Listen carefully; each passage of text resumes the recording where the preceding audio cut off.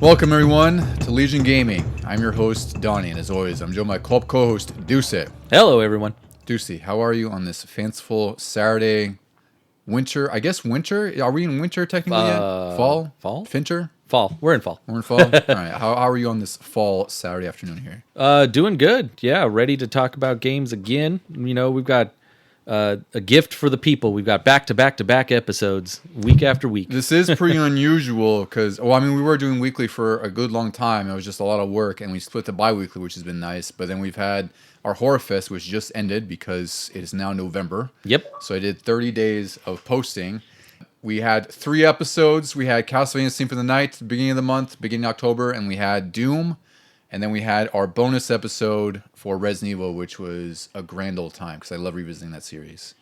Yeah, we had a lot of influential games last month. Everything that was sort of like the start of their series, not series, but like genres. Yeah, I would say, unintentionally, we kind of did hit on a lot of games that were genre defining for a lot of their instances or influenced a lot of games after the fact. Because Castlevania influenced Metroidvania moving forward, going to Metroid existed. There's Doom, which would influence just all of gaming, from first-person shooters and everything else, online especially play. What we're about to talk about today. Yeah, today, which is interesting that we've with our topic, and we have Resident Evil, which redefined survival horror in 1996. So it was a fun month of episodes. I think it was very scary, horror-centric, but I think we did a lot of great stuff with it. And now that we're moving into a new month, November is the Native American Heritage Month. Which I did not know. Yeah. But you had a fantastic choice for today's episode, and I think it'll be a fun one. It was pretty, as you would say, serendipitous. Serendipitous is one of my words. We're going to do the Turok series. Yeah. Not the later bad ones, but the original trilogy on N64. Those are the fondest memories. Yeah, it's the core games on the N64. So we're covering 4 today. We're covering Turok 1 through 3, and then we're covering the sort of spin-off game, Rage Wars, which came out before 3. Which I always forget. Like, it always felt like that should have been the last one. And that's what it was. So when I was researching notes for this episode, I swore Rage Wars was like the last game in the series. Yeah. But I quickly found out, obviously, like, no, it was before 3, and they actually had planned it after 2 already. So it's interesting that I both thought it was a later game, but it was actually before the final one. 2, they sort of tacked on the multiplayer at the last second. Mm-hmm. Because 1 didn't have it at all, and they were like, "But all these games these days have this multiplayer thing." Yeah, and GoldenEye's out, and Perfect Dark, and all that. So we have to have multiplayer in our 4-player N64. Yeah. Yeah. So then they were like, "Okay, well, we'll do this, but also we didn't have time, so put the rest of what you're making onto a cart." Yeah. So I think Turok as a whole is really one of the more interesting series on the N64 and also moving forward, because after N64, it kind of lost some of its luster, I think, because it didn't have so many great releases. There was like a reboot, and now it's like the most recent game is this really weird, cutesy game that I guess was the product of like a contest that had been won or something. Yeah. So it's had a really bizarre history, but I think it's pretty significant for the N64 because it's a really unique series for the N64 when the first one came out, and even up until the final one came out in 2000. And obviously, after we do our usual beginnings, we'll get into the history of it. And the way it has crossed multimedia, you would think it would be perfect for this day and age, where everything is on multiple things. Yeah, or movies, even comics. Like the theme here is so freaking awesome that I'm surprised that no one's touched this series. I don't even know where it's at in terms of who holds the license. I don't know what they're doing with it. That's true. Like, it was with Acclaim, and somebody bought Acclaim stuff, didn't they? Yeah, I forgot who ended up doing the more recent Turok games or the ones after the N64, but I don't know. It's one of those franchises that I think is long due for some sort of resurgence or reboot. So, but yeah, we'll get to that. And just remind everyone, if you want to follow us, we're on Instagram at Legion Gaming Podcasts. We post all kinds of clips, videos, stuff from our collections on there. It's always a grand old time. That's really where you hear most of our news first before anything else. And we're also on Threads a little bit more prevalently lately, but still Instagram's like our primary channel where we talk to everyone on there. Before we get to Turok and all the dinosaur goodness, Deucy, what have you been playing lately? Still going strong in Dead Space. Just on to chapter 8 or 9. You're whittling away. I would say about halfway through, but I don't remember the full amount of chapters. Yeah, really enjoy that game and all of the space horror part of it. But then on the lighter side of things, practically like right after our last recordings, we went out and got what was it? Mario Party Jamboree. Yeah, it was really funny. You just asked, did you get Mario Party? I was like, no. You want to just go to Target and get it? Yeah. I'm like, yeah, let's go. So it's a little impromptu trip after we record to go get Mario Party. And I would say this is probably the first Mario Party I've played solo this much since the first couple on N64. It's really grabbed my attention for some reason because there's more than just playing a game against the CPU on boards. There's like single player things to do, and I was even doing something called the Coupathlon on online, where it's like you and 19 or 20 others, and you just play these rotating mini games that are all about collecting coins, and every coin you collect is another space that you move. Oh, that's really cool. I haven't Yeah. even touched that mode yet because you were telling me about that. Yeah. And so you go 3 rounds, 3 different games, just collect as many coins as possible. You race around the board, and then there's a Bowser fight, or more of a Bowser survival. And if you don't get knocked off by him, you stay still. If you do, you get blasted backwards on the board a certain amount of spaces. And then the second round, you go through the same 3 games that you just did, but their difficulty is upped a little and more coins are available, so you can rush around even faster.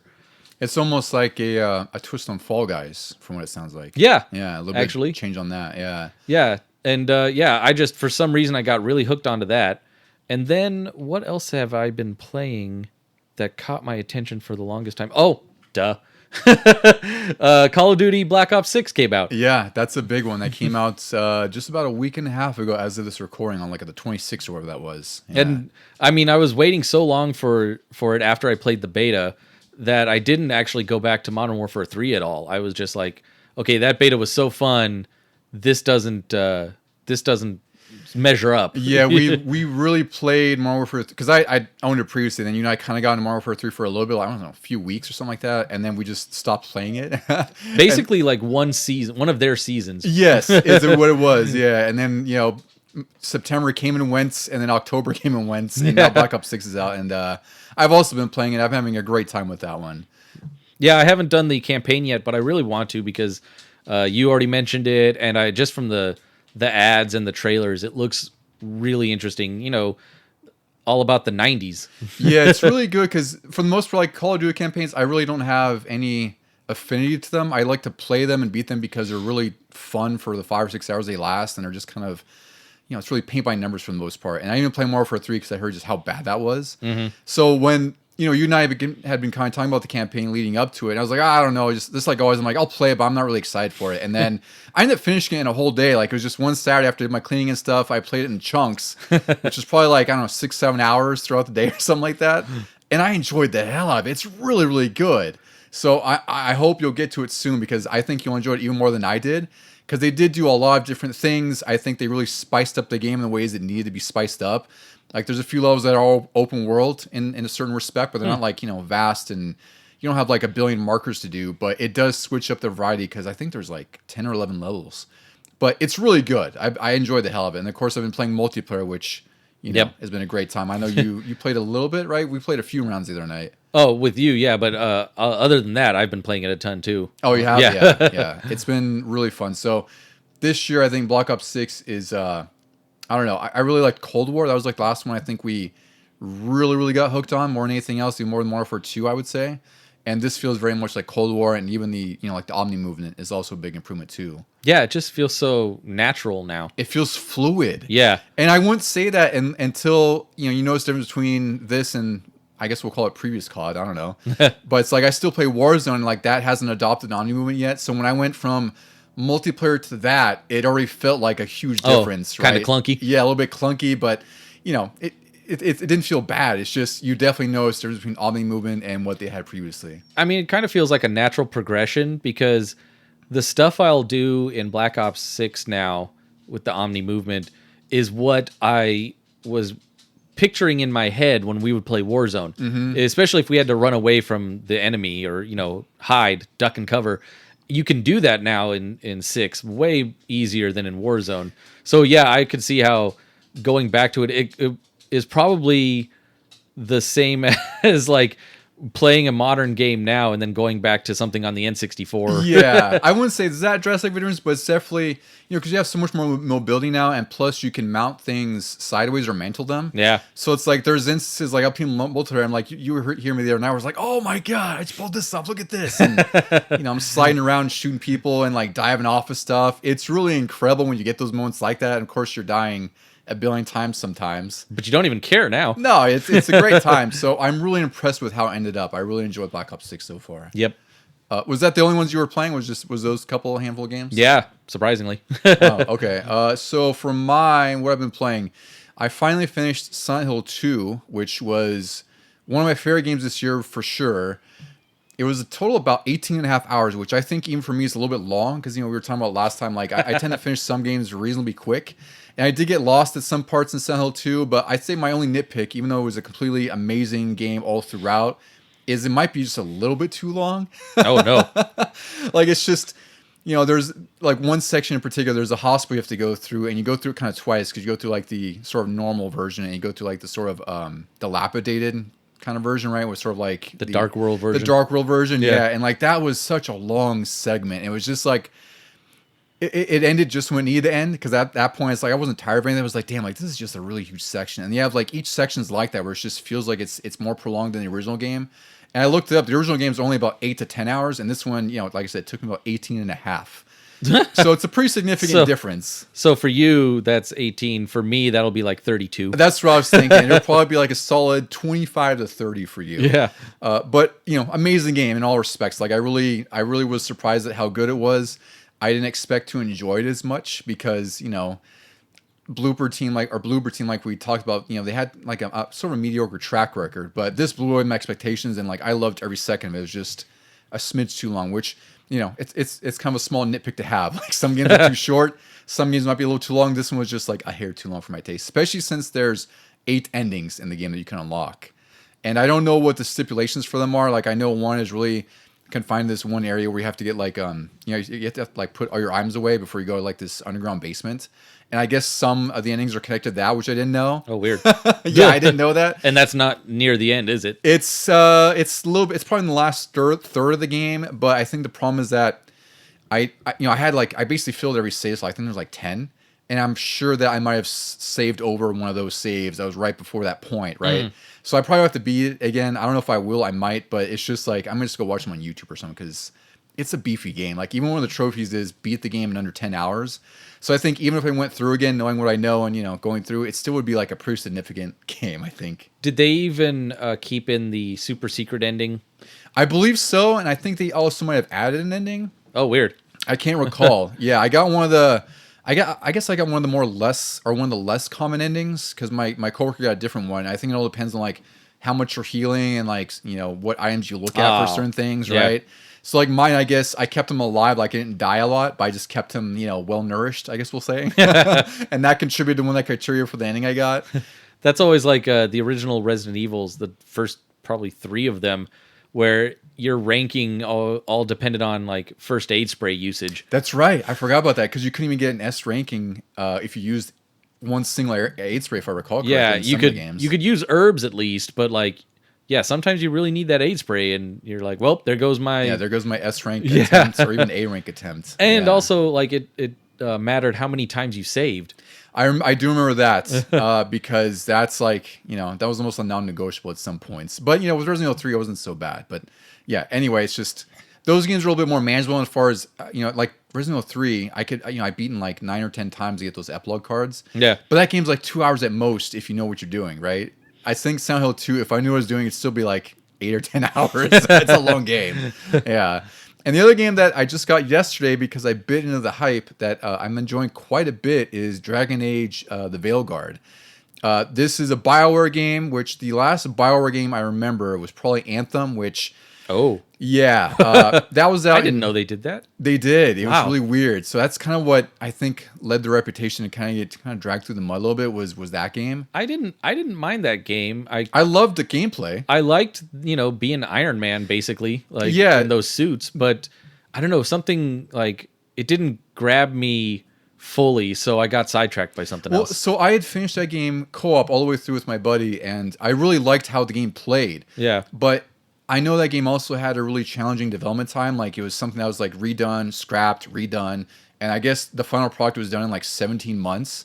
So when it came out, it had like insanely long load times, and it had like everything you want to do needed a load screen. So like you go to your inventory, load screen. You want to salvage items, load screen. Kind of like the Starfield effect, is what I call it, right? Yeah. And then also like it had no end game, and it was just like a really confused and flawed looter shooter. But nonetheless, the game was fun as hell. Like I loved what I played. It's just everything else about the game was just kind of flawed and not great. So beyond all that, Dragon Age, I didn't like Inquisition too much. And this one, I just, when I saw trailers, I was like kind of not skeptical, but I was just like, all right, kind of lukewarm to it. And then I played it last night, and I've been really enjoying it. Like it kicks off really well. It's kind of like a fantasy-based Mass Effect so far, and I really enjoy. You watched me play a little bit when you got here earlier, and I don't know. I feel like this game could hook me because so far it has. Like just the combat just feels really punchy and heavy, and I'm already hooked too. I want to pick it up at some point because I even told you like I didn't mind Dragon Age back in the day. I really liked the very first one that came out on consoles because it was right around the Mass Effect time, and I mean it was a medieval Mass Effect. It was great. But I think back then I just had, gamer ADHD, and something else shiny grabbed my attention. Well, it's also a long game too, if I recall. Like it's a pretty beefy game, and it did get pretty difficult in some spots because I do remember hitting a few difficulty walls, even though it's like, it's a pretty cut and dry RPG. Like it's not like a tactical thing where you're managing a bunch. It was just pretty freaking hard later on. It's not even like Baldur's Gate with dice rolls and stuff like that, is it? Like it's more based on what you do, what you have, your weapons and everything, your abilities and everything else. Yeah. And this is a little bit more real time than that was, because I know the old game was a little bit more real time. It had like I don't think you could pause, but you could call up abilities and queue them and whatnot. This has really, I guess it's like God of War kind of combat, like modern God of War, or I don't know, it's kind of like a beat 'em up almost in some sense. I don't know how you would describe it, but it's really good so far. And like the art direction is really stellar. The game looks really gorgeous. Like I'm really impressed at how good it looks on PS5. And like the hair physics, I like to gush over physics a lot. And the hair just looks really nice in this game. So I'm really excited to dive more into it. But it's definitely a pleasant surprise. But not literally, because you found out you couldn't swim. I know, yeah. That's right. We found that out the hard way. Maybe my guy will eventually swim later, but also I'm not totally opposed to not having underwater section in this game either. I was going to say, the water looks really nice, but you better only observe it. Yeah, just look but don't touch. Yes. Yeah. So, Deucy, I guess that wraps up what we've been playing lately, so I guess it's no better time to get into some dinosaur hunting with some Turok.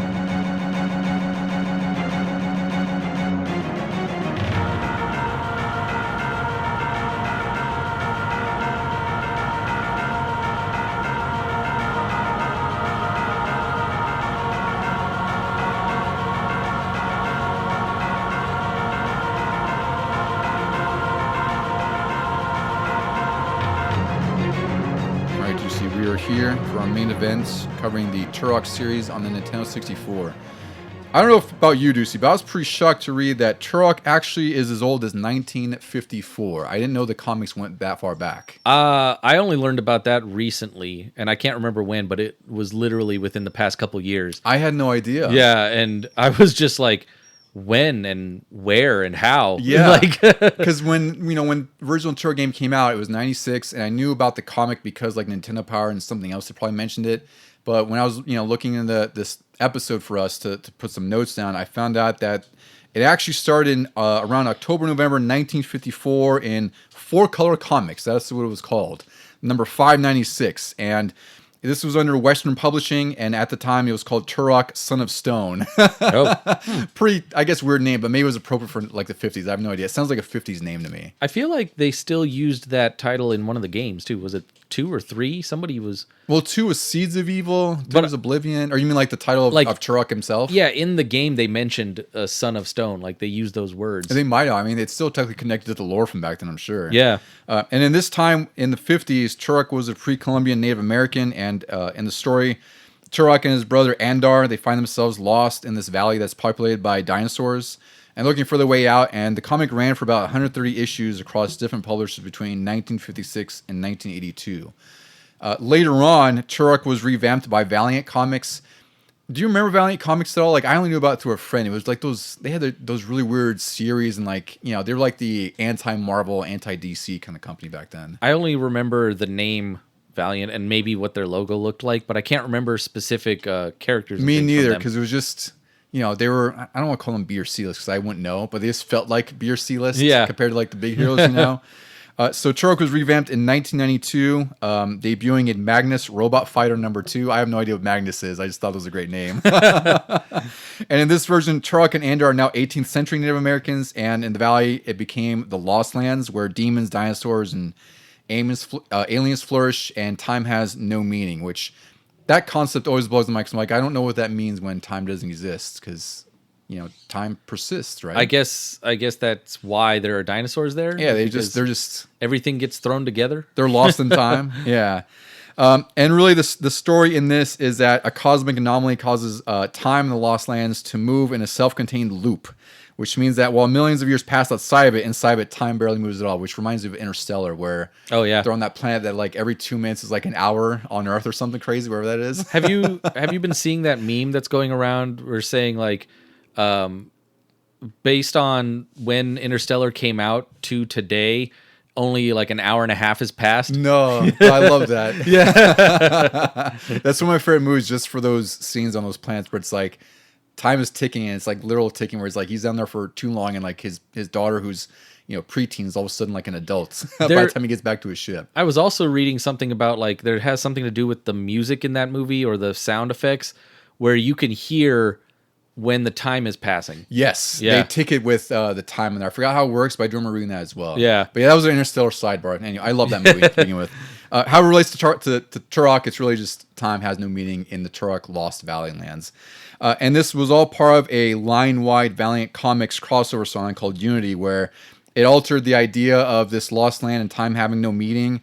And the crossover's main villain with Valiant Turok was this psychotic superpowered being known as the Mother God, who uses the Lost Lands as her base of operations. And then she outfits dinosaurs with these intelligence-boosting implants, and they're called Bionosaurs, which sounds like a very Lego thing. I was about to say. Bionosaurs. Yeah. And in the aftermath of the final battle of Mother God and the Valiant Universe heroes, this is like the ultimate Marvel crossover kind of thing. The Lost Lands begin to disappear, and Turok and Andor are tossed in this post-apocalyptic future Earth, where another group of Bionosaurs make it to Earth with them. So this whole thing unfolds where now they've brought dinosaurs with them in a place where time does exist, and it's like basically dinosaurs back on Earth. Well, that explains why in the first game there's some four-legged dinosaurs with guns on their sides. It does, and they're only in the later levels. The first time one started shooting at me, I was like, "Where did that come from?" Yeah, I lost a lot of life in one shot. It's interesting because I just assume when you play that as a kid or whatever, like you used to think that's just their way of making dinosaurs be able to be more formidable, is give them guns. Yeah, but there's actually a narrative piece that ties it to the main story of like the Valiant Comics, which is pretty cool. I didn't know that this was so tied to the lore of the original comics, which I wouldn't expect for a game in '97 really. It would have helped if the game had a little more in the way of storytelling. Yeah, the first one, cutscenes and whatnot, or like just something. The second and the third improve on that leaps and bounds almost. Yeah, but the first one, I mean, as you'll cover, was one of the earliest N64 games. It's super loose. So yeah. I think we'll get into it too. This whole thing that we're kind of covering here, it's pretty interesting how we're the N64 and just sort of gaming and first person shooters were in '97 when Turok 1 released. And then by the time Turok 3 released in the late 2000s, it's pretty interesting just how much changed in those few years, and how Turok's place in first-person shooters also changed with that, and maybe not so favorably compared to what the original was. Yeah. So it's pretty interesting that the first game was what it was. It was really loose. There's not really a story tied to it. I'm sure the manual probably told you a lot more, but in general, it's pretty tightly related to the comics. So the comics would eventually go on and later on be relaunched once again in Turok Dinosaur Hunter 1993. Valiant still published these issues. They had 53 issues before Acclaim bought them out for about $65 million. And also includes issues like Turok Dinosaur Hunter 0 through 47, original Turok Son of Stone, and basically the entire Turok catalog Acclaim now owns from Valiant. And later on, Acclaim eventually would publish comics, and then later Dark Horse got a hold of publishing rights, and then a publishing company called Dynamite eventually took over. So Turok's been through a lot in the last 60 years. You know who should get them is Boom Comics, because they have put out some really good, what would you say, like IPs. They're the ones that are covering the Mighty Morphin Power Rangers. That's about that, right? Yeah. And there's been a couple others that they've taken up, stories from our childhood and just made them awesome through comic form. They also do like Turtles and other things like that, or might have been, yeah. Maybe? I can't remember because I know Power Rangers is the most notable because that one I've been following more, and also you've been telling me a lot more about them. I was like, damn, these are pretty badass. And I think those were also kind of adapting Battle for the Grid in some way. Yeah, right? Yep. That's where the main story comes from. That's what I thought. Yeah.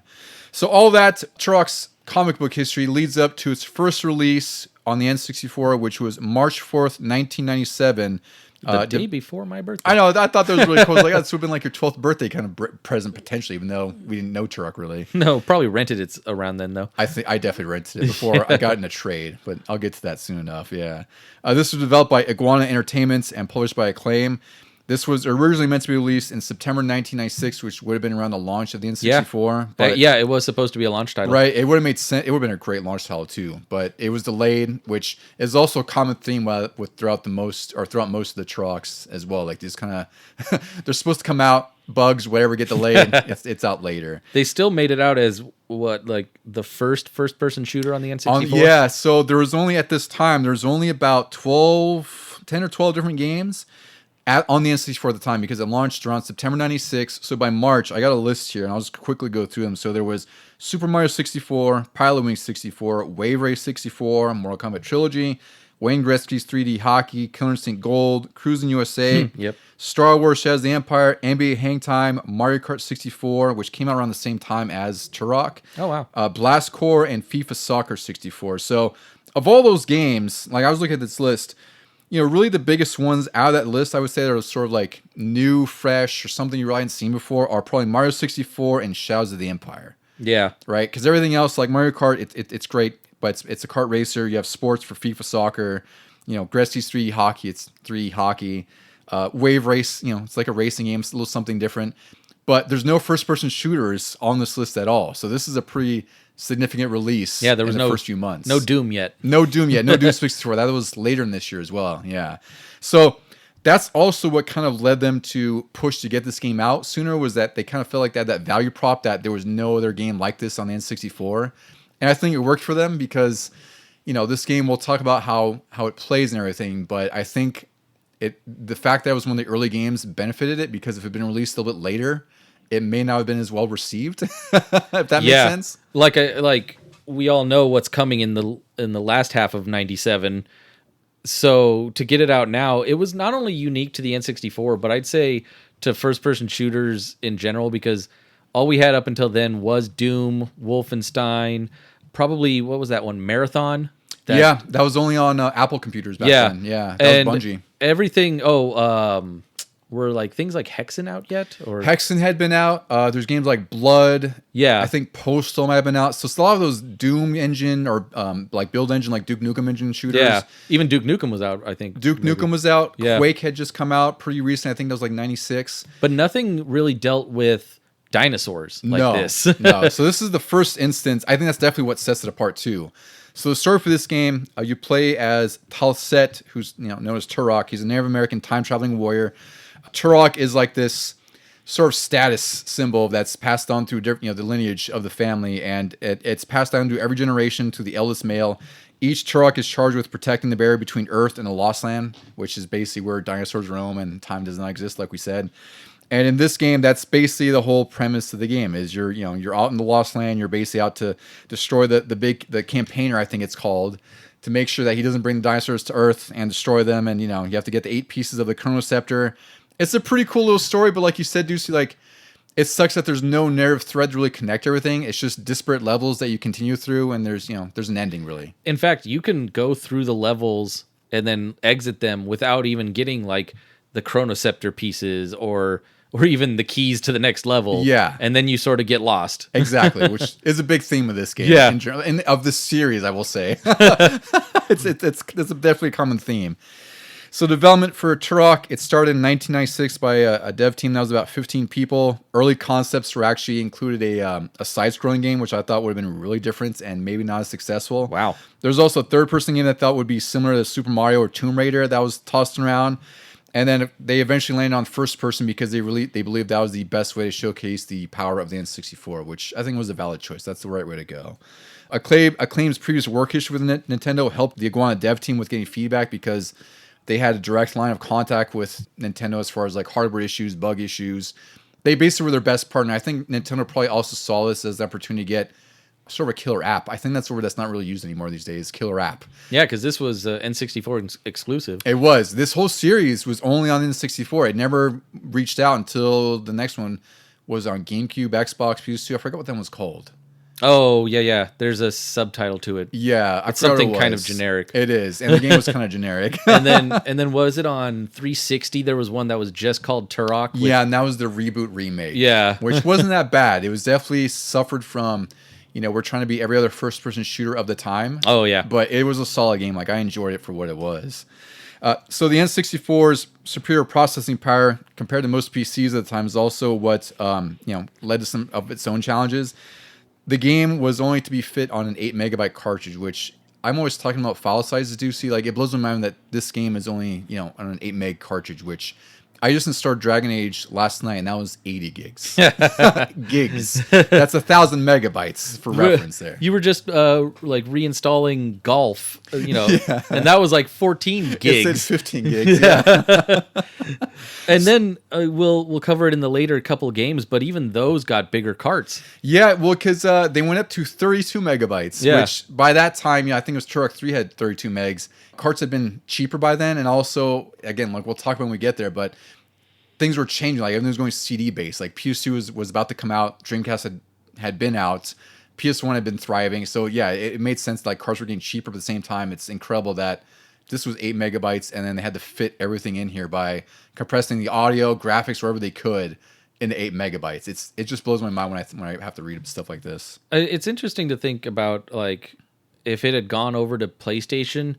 I don't think it would have looked as good, and the only thing we would have gotten extra was probably some like FMV cutscenes and good music, maybe. Yeah, CD quality audio music, but that's about it. And yeah, I feel like N64 really did the character models justice when you're running around killing them. Yeah, and also it's because they use motion capture for this too. So I think that's the other thing is to consider is motion capture does take a lot of space, right? Because it's data and like anything else. So I'm sure they had to cut keyframes out to fit it in here. Yeah. And that's why, like, in the later games, which we'll get into, like, they didn't use motion capture as much because it just realized it was just kind of a data killer. And it's like... I feel like, though, in the later ones, you could kind of reuse some of the assets. I think they did, because this just becomes easier when you just reuse what you've already done. And also, they've optimized the engine more, right? That's all the other side of it's like they're more experienced. Just like anything else, like it's just sort of iterative more than anything else, And in this one, you fight a lot of dinosaurs, and then there are some soldiers... And when you kill the soldiers, they die like realistically for a human, which I'm trying to picture what they were telling them to act like when in the motion like capture. Grab your throat and keel over kind of thing. Yeah, really gasp for air here. But then if you notice in the later games, all the bad guys tend to be more like bipedal aliens that, like we said, could probably reuse the human assets. Yeah, and also beyond that too, they didn't want to use anything like any human motion capture for the dinosaurs either because they knew that it would just look awkward of like a human trying to mimic the movement of a dinosaur. So I don't know, it looked pretty good in Jurassic Park. Yeah, that's true. It still looks good in Jurassic Park. Yeah. Years later, yeah. All right, so by the time this game came out, Acclaim was actually in financial trouble because they were struggling to sort of migrate from the 16 and 8-bit era, which makes sense because Acclaim was a huge thing in like the Super Nintendo, Genesis era.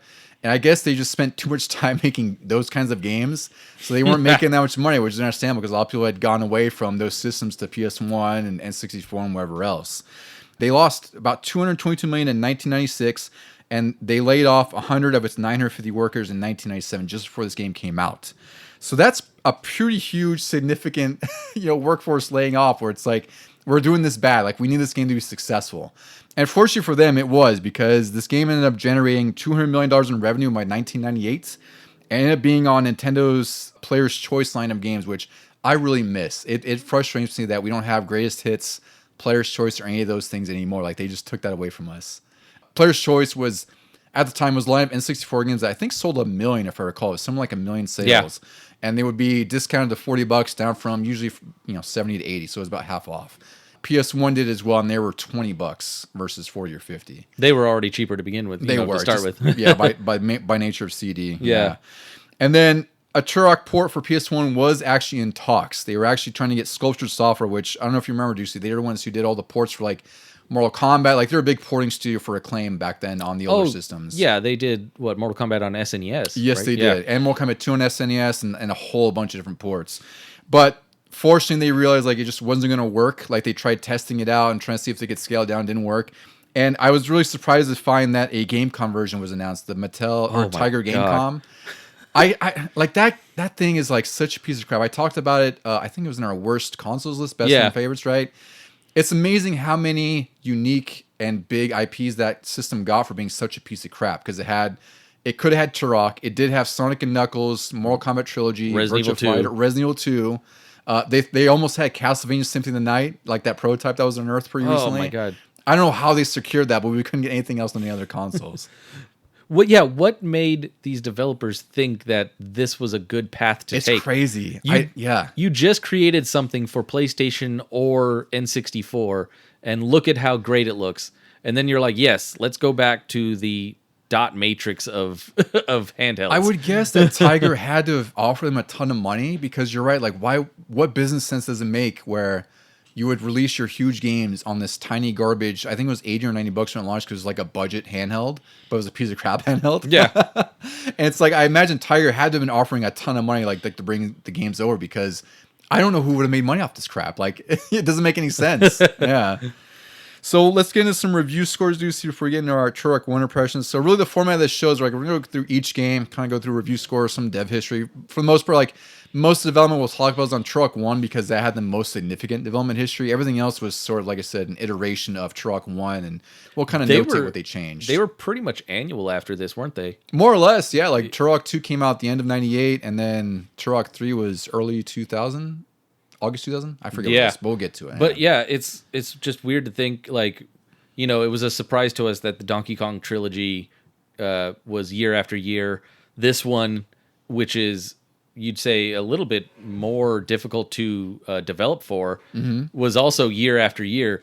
And now we're sitting here, like, waiting for sequels of games, and we're like, oh, we got another 3 years to go on this one. Yeah, that's definitely something that, and it's also been an industry-wide problem, because this year the gaming industry's seen like 16,000 layoffs across the industry, right? That's everywhere, like Sony, Xbox, Nintendo laid off, whatever. But everyone in the gaming space has been laid off, it seems. Like, there's 16,000, and a lot of the issues they're talking about is the insane development times that they're having, like multiple years, and then games failing after that because they've invested so much money in development time, and then these idiot publishers are like, oh, well, it's only sold 1 million, let's lay off the studio, right? While the CEO gets a raise or whatever. So yeah, now we're waiting like years for sequel, where it's interesting, back then we thought it felt like years, but it was 1 year later.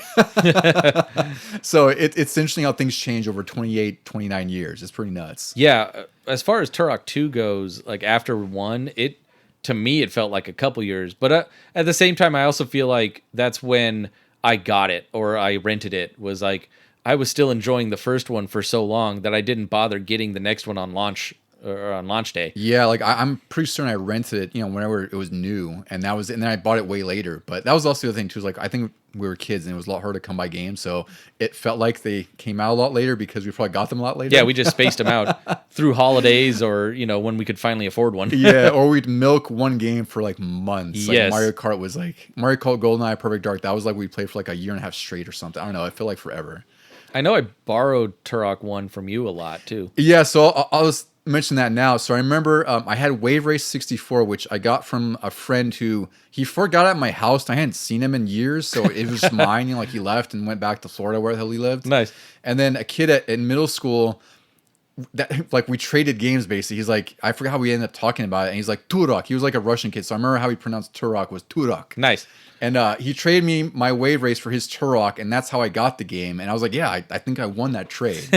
So I'm sure I brought it over your house after that. It was only one player, though, so I'm sure it was just like we played it and like, it's cool. It's we would confusing. swap off. I think we would switch off every death or something like that. Basically, which was pretty freaky. Because you died a lot in that one. You could fall off of things. You could. Yeah. All right, so review scores. So I get the usual suspects here. You know, I was thinking, so I need to get like IGN or GameSpot in here because now we can get in the internet era when I talk about PS1, N64, and beyond. Oh yeah, I'm just used to magazines because like that was like what we did back then for the most part. I even did a little thing. Maybe we'll talk about it after the later games, where I looked at each magazine and how they did these games back to back, and it's weird how GamePro is different than the other two. Yeah, I think. Well, I was going to bring that point too. So yeah, we'll definitely talk about that because I want to say like I think it kind of goes with what I was saying in the beginning, where the position of Turok in '97 when it first came out versus Turok 3 and what was out at the time against it, like that kind of illustrates how the reviews are too. So yeah, we should definitely dive into that. Yeah. So GamePro for Turok 1, issue 103, April 1997. These scores are all out of 5, so they gave graphics a 5, sound a 5, control a 5, fun factor of 5. They loved the detailed enemies and effects. They thought the controls took some getting used to, but worked great.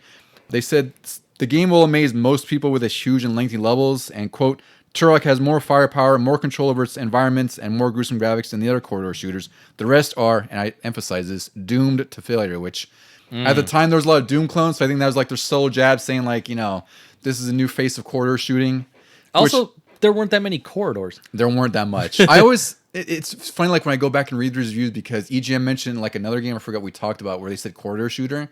And I don't know if I just forgot that's what they were called back then, but it's interesting that was the genre. Like now they're called boomer shooters. Yeah.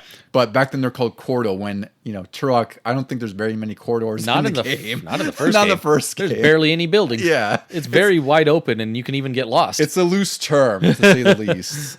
EGM reviewed it in issue 92, March 1997. These are all out of 10. They got an 8. They gave this an 8, a 5.5. Oh god. A 7 and a 7. And the person who gave it a 5 is Dan Su, who's the editor. And I'm not too critical about anyone's other opinions, but he does seem to shit on games a lot because I think he was also one of those who pretty grossly shit on the James Bond game we always go back to. Yeah, I think I mentioned it before, but I swear he must be a time traveler because he is the most clickbaitiest reviewer. Yeah, he's salty. Well ahead of his time. Salty. I was wondering if like he did it on purpose because the magazine needed people to write in. I guess, but it's also maybe just, he's an editor, so he has a lot of work and he just hates games. I don't know. It's just really weird. Great. Get a job at a game magazine. Yeah. That makes perfect sense. But nonetheless, I think he's also involved with that EGM compendium that's coming out that I backed. So, it's cool. I mean, he's probably a different person now, but I just thought it's funny that whenever I see like a lower score in a palette of reviews, like it's usually him. Yeah. So Dan Su, I pointed his out because, the other reviews are pretty favorable and I get to them as well, but he said Turok is just like any other first-person shooter except for its great weapons. He thought the graphics and animation were great, but overall, it's still a boring shooter at heart. How many Doom games can gamers take before they are fed up? Well, I can tell you 31 years later, yeah. we're not fed up. Fast forward to Call of Duty and Fortnite taking over everything. Yeah. What is the most popular genre right now? I don't know, Dan. But yeah, we love you, Dan. We're just, busting balls, really. We don't know you, but we just bust balls. The other reviewers, though, were, they enjoyed it a lot more. They thought it was a lot more fun. They thought it was a lot more impressed. They thought it was a lot more impressive at some of the aspects, but were disappointed that it was just like, it was a lot like Doom, which I don't really see it as much. But I guess because it's just a shooter and, it's like a mindless shooter. I guess you could call it a Doom clone. It's weird, even if, even with the innovations that GoldenEye brought with, mission objectives and everything, that feels more like a Doom game than Turok does. I think so. Yeah, especially because that actually has corridors from those. Yeah. It's confined areas. Yeah. And in general, like, again, they liked it. They just thought that the controls were kind of wonky and they didn't like the fog, which I agree with. Like that fog in the first game is dense. Like there's times where, enemies will run at you and they're like right in your face instantly because that fog is so dense. I never really minded it that much back then. I also didn't realize that it was, to hide the limitations. Yeah. I just, you play Silent Hill and then you expect everything to have fog. Yeah, that's kind of where my relation was. Granted, Silent Hill hadn't come out, but I just was used to fog. Yeah. That was the thing back then. It's like... I feel like even Twisted Metal had fog back in the day. Maybe. I can't... maybe some levels. I can't remember. I'm sure, it's nothing new. Best feature for Turok and EGM was weapons. Worst feature, control. And also, I noted that Mario Kart 64 was reviewed in this issue, and that, no surprise, got 9.5, 9.5, 9, 9. So they were definitely on the money on that one, at least. Yeah, I do think EGM, aside from Dan's 5.5, EGM has a little more tempered reviews here because I agree. perfect scores from GamePro. No, I don't see it. Well, and I was because when I pulled that, I was really surprised that they gave perfect scores, but I was also trying to think again, like in the context that this was the first person shooter on N64. We didn't have many first person shooters in general on consoles. Like we had, like there was Disruptor on PS1, which was that's more like Doom and Duke Nukem than anything else because it's still like sprite based in 3D environments. Oh yeah, right. So we had like a really limited palette of first person games. So I could see them being stupidly excited that this is like the N64. It's one of the newer games. It's within 6 months of the N64 releasing. 3D enemies. 3D enemies. Like it did look pretty gorgeous for the time. Controls you can nitpick whatever. Like I agree that that's too high. I think like perfect scores are way too high for this game. But at the same time, I think, I can also understand where he was probably just beyond hyped that this game was as good as it was back then. But I agree with you 100%. I think EGM's a lot more fair and on the money with its reviews, especially if we're looking at today, right? Even Nintendo Power coming up. Yeah, Nintendo Power actually was pretty fair too for the most part. They reviewed it in issue 94, March 1997. This was the cover feature, and they had a huge guide in this game, which definitely helps. I will say that. And these are all out of 5. So graphics and sound got a 4.2, play control 3.2, challenge a 4, theme and fun 3.8. They were impressed with the size and scope of levels, and they noted that the control is unusual at first, and point out the gore for the mature rating, which doesn't bother us and didn't bother us as kids, but this game is pretty gory. Yeah, I would say so. They have a plus and negative at this time, like a pro and con thing. Pros were huge areas, great animation, awesome weapons, cool codes, and then negative was difficult jumping, and they said the moving view exhausts some players. I don't know what that means. I guess it's just the movements of... Yeah, I noticed right? it. I noticed it when I played it the other day, and this was the remastered version, but I didn't change any of the options that you could. It is weird. It's very... I can't even explain it, but like you bob a certain way, but then the level itself tilts and moves. It's almost like a monkey ball thing. Yeah, I guess it's supposed to represent you're a human and you're moving, because a lot of shooters at the time, you were very static and you couldn't, like, technically you're moving your head, but like the whole world is turning, and there's a weight to it. Yeah, which is why my dad sort of got motion sickness anytime he tried to play GoldenEye. Luckily, he never tried to play Turok, because that would be like double the effect. Yeah, it was so weird when I was playing it. I was like, I don't remember it being this wobbly. Yeah, I didn't remember that either. And I do know that some people have sensitivities to field of view options, right? I don't know. It depends on the angle of what it is. But obviously back then, like there was no toggle or no, you couldn't adjust it. It was just what it was. Either you got sick with the game or you didn't. Yeah. So I could kind of see. I think for the most part, like Nintendo Power's review is probably pretty fair. At the same time, like again, it's interesting that they're a little bit more harder. Like even graphics and sound, I thought were a little low. I thought that should be a little bit higher. 4.2 out of 5. I feel like this is one of... Yeah. When there's only so many games to showcase on the N64, this one was arguably the most impressive next to Super Mario or, again, like Shadows of the Empire. I'd give it like a 4.5 or 6. Yeah. The fog, like you said, gets in the way, but for what does show up, thanks to the fog, it looks really pretty. Yeah. I even think the play control is a little low, and my feelings about inverted controls. Yeah. But I still feel like this works as a shooter. Like you aim, you're very quick. Your character, you don't even have a run button because you're just constantly at a quick pace. Mm-hmm. The jumping, I remember back then I hated it. And now, thanks to Call of Duty and basically every modern shooter involving jumping, I've gotten a little better at it. Yeah, I know I had a lot of problem when I was a kid with this game because, like you said, it's very twitch and it's pretty fast. And the jumping is really twitchy. And it's also pretty imprecise because you're also... more often than not having to jump on like these really skinny platforms. Yeah. And you don't see feet. And I don't even know if you really have a shadow either. I can't recall now, even though I just recently played it. So you're almost kind of like blind jumping and hoping that where you're aiming your cursor is where you're landing, you won't overshoot it. Usually on those platforms, though, they have a little item to pick up. So you're like, I'm good if I picked up the item. Yes. And then I just stop. You could hear it. Yeah, you really have to like let off the stick when you land on the platform. Yeah. Yeah. So to kind of wrap up this game before we get into our impressions for it, there's 8 lengthy campaign levels, and we really mean length. Like this game is pretty freaking massive. Well, you say lengthy now, and then we get to Turok 2. I know exactly. Like this is lengthy, and then there's Turok 2, which is a whole nother ball game. Some other cool things this game has, like there's a ton of cheats from all weapons, unlimited ammo. This was like the era of cheats. This game, I didn't count them, but there's seriously like 15 or 20 different cheats that you can unlock through button combos, which is really cool. Like there's everything from unlimited ammo, there's invincibility, there's modifiers like tiny enemies, which is always like a fun gimmick when you see these little things running at you. Pen and ink mode. Yeah, which is really cool. Some like video options that weren't common back then. This game really is a stellar N64 game for its as early as it was. And I think that Acclaim really did nail, and I should say Iguana because they developed it, but they really did, make the best of what they had with the hardware on the N64. With that said, I do think that this game has a few flaws, which we'll get into. But I think it's a little bit.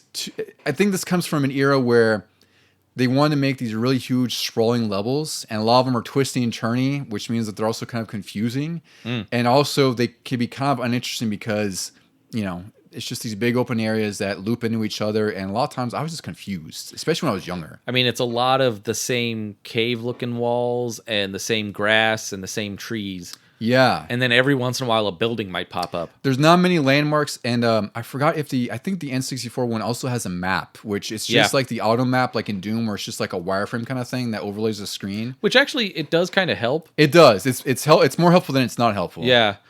This really reminded me of that Jurassic Park Trespasser game on PC. Oh yeah, that game was so cool. It was like nothing but wide open jungle, and then occasionally a dinosaur would come by. Yeah. Which, although in that game, it was very hard to shoot with your wobbly arm. Your floppy hand. Yeah. So you didn't want dinosaurs to come by. Whereas in this one, you're walking around going, hello, is there any enemy out here? I would like to shoot you now. I think that's the challenge. Like, it's really cool. From an era standpoint, like, it's really cool that they have these giant levels because it's meant to be like, the Lost Valley, where it's just like this giant valley and environments where it's like dinosaurs roam and everything. But it's also to its detriment at the same time, because then there's times where you're running through these empty mountainsides for a while, and then you'll get hit by someone deep in the fog. What also throws you off is that even on a regular setting like easy or normal, enemies respawn. They do, yeah, which sucks. And you have limited lives in here too. I should say you do pick up these little triangular things. That sound, like, oh yeah, it's burned my memory since '97. It's like Mario's coins or Sonic's rings. Yeah, it's like this weird distorted sound effect that is just very distinct. And like every time I play this game, whether it's the remastered original, I remember that sound because you can pick it up. But when you collect 100 of these little triangle things, you get an extra life, and you will need those lives because this game is pretty tough on top of it being pretty huge. In this remaster I've been playing, I've maxed out my lives at 9, and then you can't collect extra triangles. It stops at 99. Oh, no way. Yeah, but I did get to some parts where I died, and so once you die, all you need is one triangle, and you get that life back. Oh, that's pretty cool. So it's almost like you're banking them in a way. Yeah. And I guess one thing I want to touch on before we get to Turok 2, Deucy, is there anything else you want to say about Turok 1 before we get to weapons? Well, I think that's going to be the big thing for all I was just going to talk about the memories. Like, this compared to, at the time, GoldenEye and Duke, like, it was unique enough that I wanted to play it just as much as those other ones. But I also ended up using the cheats, like, constantly. Yeah. And it was fun to run around when you had, like, all the weapons and maybe infinite ammo and invincible. But it didn't encourage the exploration that a lot of people talk about. I would agree, because it doesn't really have much exploration to do necessarily, because most of it's just you trying to get through the level. And going back to like the confusing level design, that's what happens. Like, there's times where you'll go in circles before you realize, like, there's no indicator on like you can climb up certain vines or certain walls, right? So that was the point where I got stuck when I played through the remaster, which, by the way, Turok 1, 2, and 3 are all remastered by Nightdive. They're all excellent.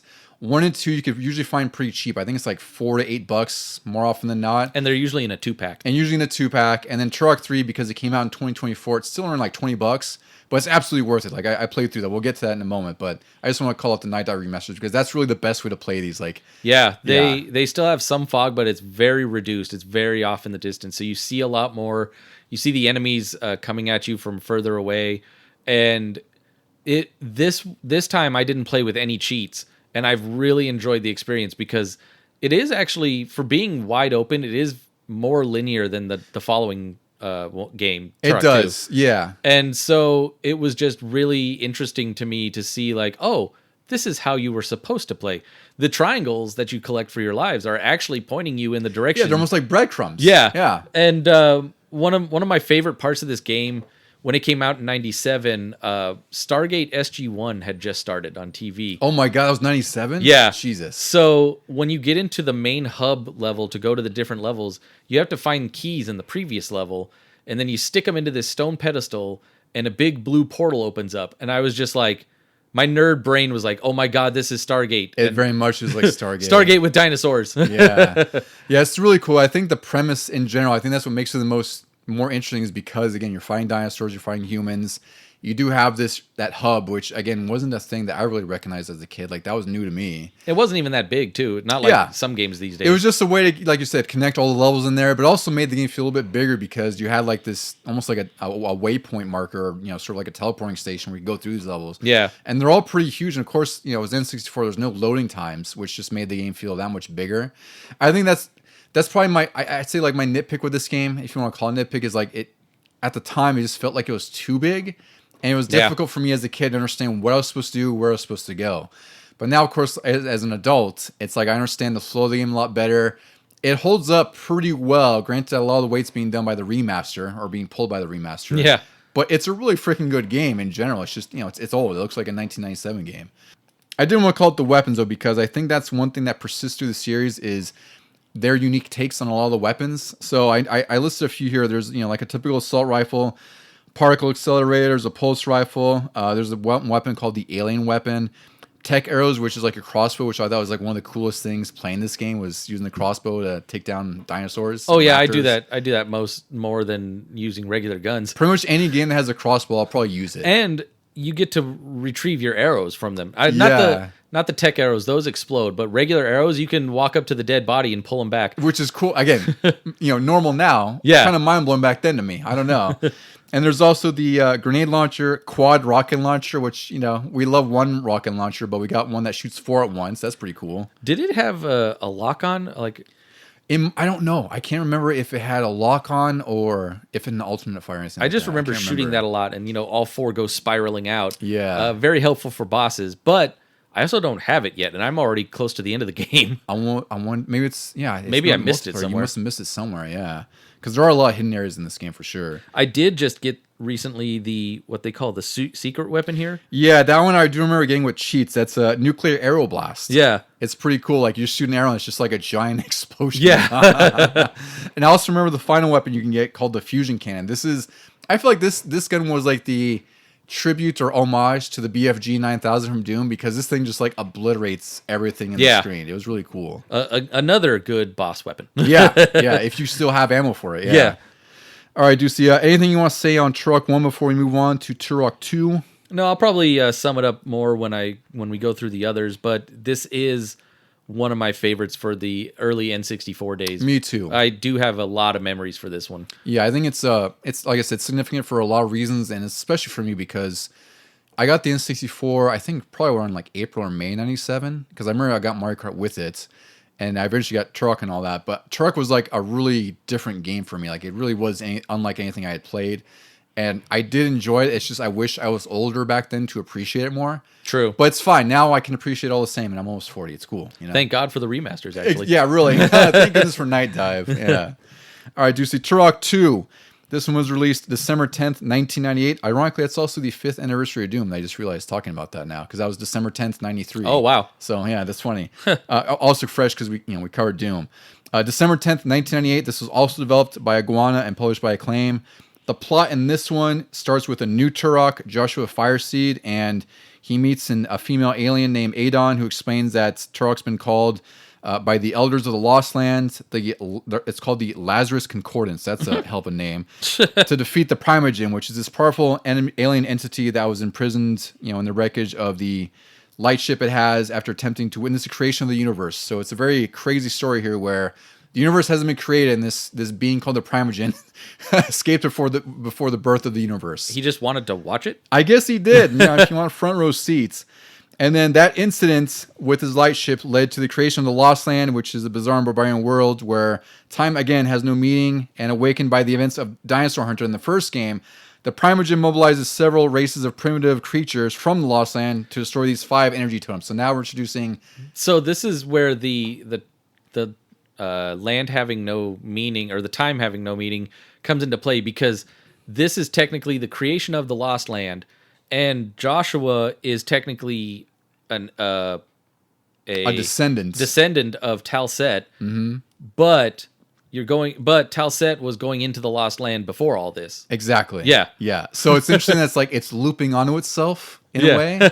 It's really cool, but again, like this isn't really inferred too much when I played the game. No, at least in this one. This is great reading it after the fact. At least in this one, it had that opening cutscene where Adon is telling you something. That's true. Yeah. And really, at the end of the game, like after you destroy the totems, you eventually fight the Primogen, and you destroy the Primogen, and ultimately the cataclysm that would happen as a result of destroying the Primogen leads into Turok 3, which is really cool. So there is a narrative thread that connects these games in some way. But it's just, again, like it's something I learned as I got older. I really wasn't into the lore when I was a kid at the time. Weird Easter egg here, but Joshua, you see the outside of him in some of the cutscenes before you go in as first person. His model is what's on the box of Turok 1. Oh, I didn't even know that. Yeah. I did not connect that, yeah. Because like Talset has long hair, kind of in a ponytail and everything. Doesn't really wear anything on his chest or anything like that. Whereas Joshua has this like native, it looks like kind it's of like a armor. sash thing armor, yeah. Yeah. And short hair, like completely short and everything. And you're like, wait a minute, what? I never caught that before. I didn't realize that was it. Because it's also funny because Turok 2 doesn't have anyone on the front cover. It's just like this stylized, like almost like reptile skin kind of thing. Yeah. So development for this game started around July 1997, and it uses an optimized version of Turok 1's engine with enhancements.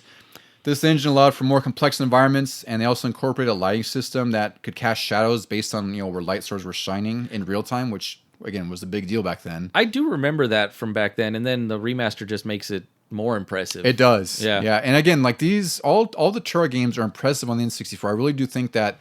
I feel like they're almost a little bit underrated for how they used the N64 and how it looked. And you can argue on how well they run and whatever, but they did a lot with what they had on the N64 with these games. I mean, you might say, like we commented on, not that many enemies in the first one, but they were all fully 3D, where like something like maybe Duke Nukem had tighter levels with a lot more going on. The set pieces really told a story, but the enemies were still flat 2D sprites. So they could do more with the levels, whereas this has to balance both, and they do a really good job of it. Yeah, I agree. Like I think it's perhaps understated at how good these games run and look for the time. Like it's easy to trash them now for being 26 years later, but they're pretty damn impressive. Like even Turok 2, when you first see it, it's a really impressive looking game with the expansion pack too. And as a result of these enhancements, more importantly, fog was reduced. So they're saying that you have 5 times as much or 5 times longer draw distance than you could in the first game, which whatever the actual distance is, it's definitely improved in this game compared to the first one. And the game's progression was also inspired by Mario and Zelda, which I thought was interesting because both of us, you and I, had a lack of progression in this game when we played it back then.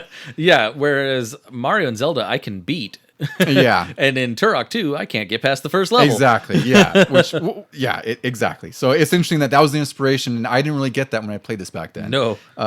I got a quote from the developer. They said, that's something that we learned from Miyamoto. Start things off simple and gradually add to it as you progress. God, if that first level was simple. I don't know. I don't want to see the I would later love to ones. know what they thought was complex if this was simple, Later objectives will make far more use of the dynamic environments. Unlike the original game where levels were, they share graphic assets, Seeds of Evil features unique levels with different geometry, textures, and enemies, which again, pretty impressive that they tried to make every level distinct from one another for the time. Boy, I wish I could see those, though. I know. Also, we'll get into the weapons, but I want to call it the Cerebral Bore, which is, I think that has to be the most notable weapon from Turok 2. It's this like grenade launcher looking thing, and what it does, it shoots like this little orb thing that goes in your enemy's head, swirls around, and it makes like this like dentist drill noise because it's like boring out a hole in your skull. And that was inspired, which it makes perfect sense, by the Tall Man's Weapon in Phantasm, which is this old horror movie from the 80s that, I don't know if you recall, Deucy, it has like this little orb that flies around, like blades come out of it. I'll show you it, but once you see it and what it does, sounds familiar. You probably have seen it. You probably just don't recognize the movie because, yeah, I don't think it's a great horror movie. Like, it's a cult classic, but it is what it is. And that's not one of my genres. It's not one of your genres at all either. I'll show you. You're like, oh yeah, it's Cerebral Bore. I get it.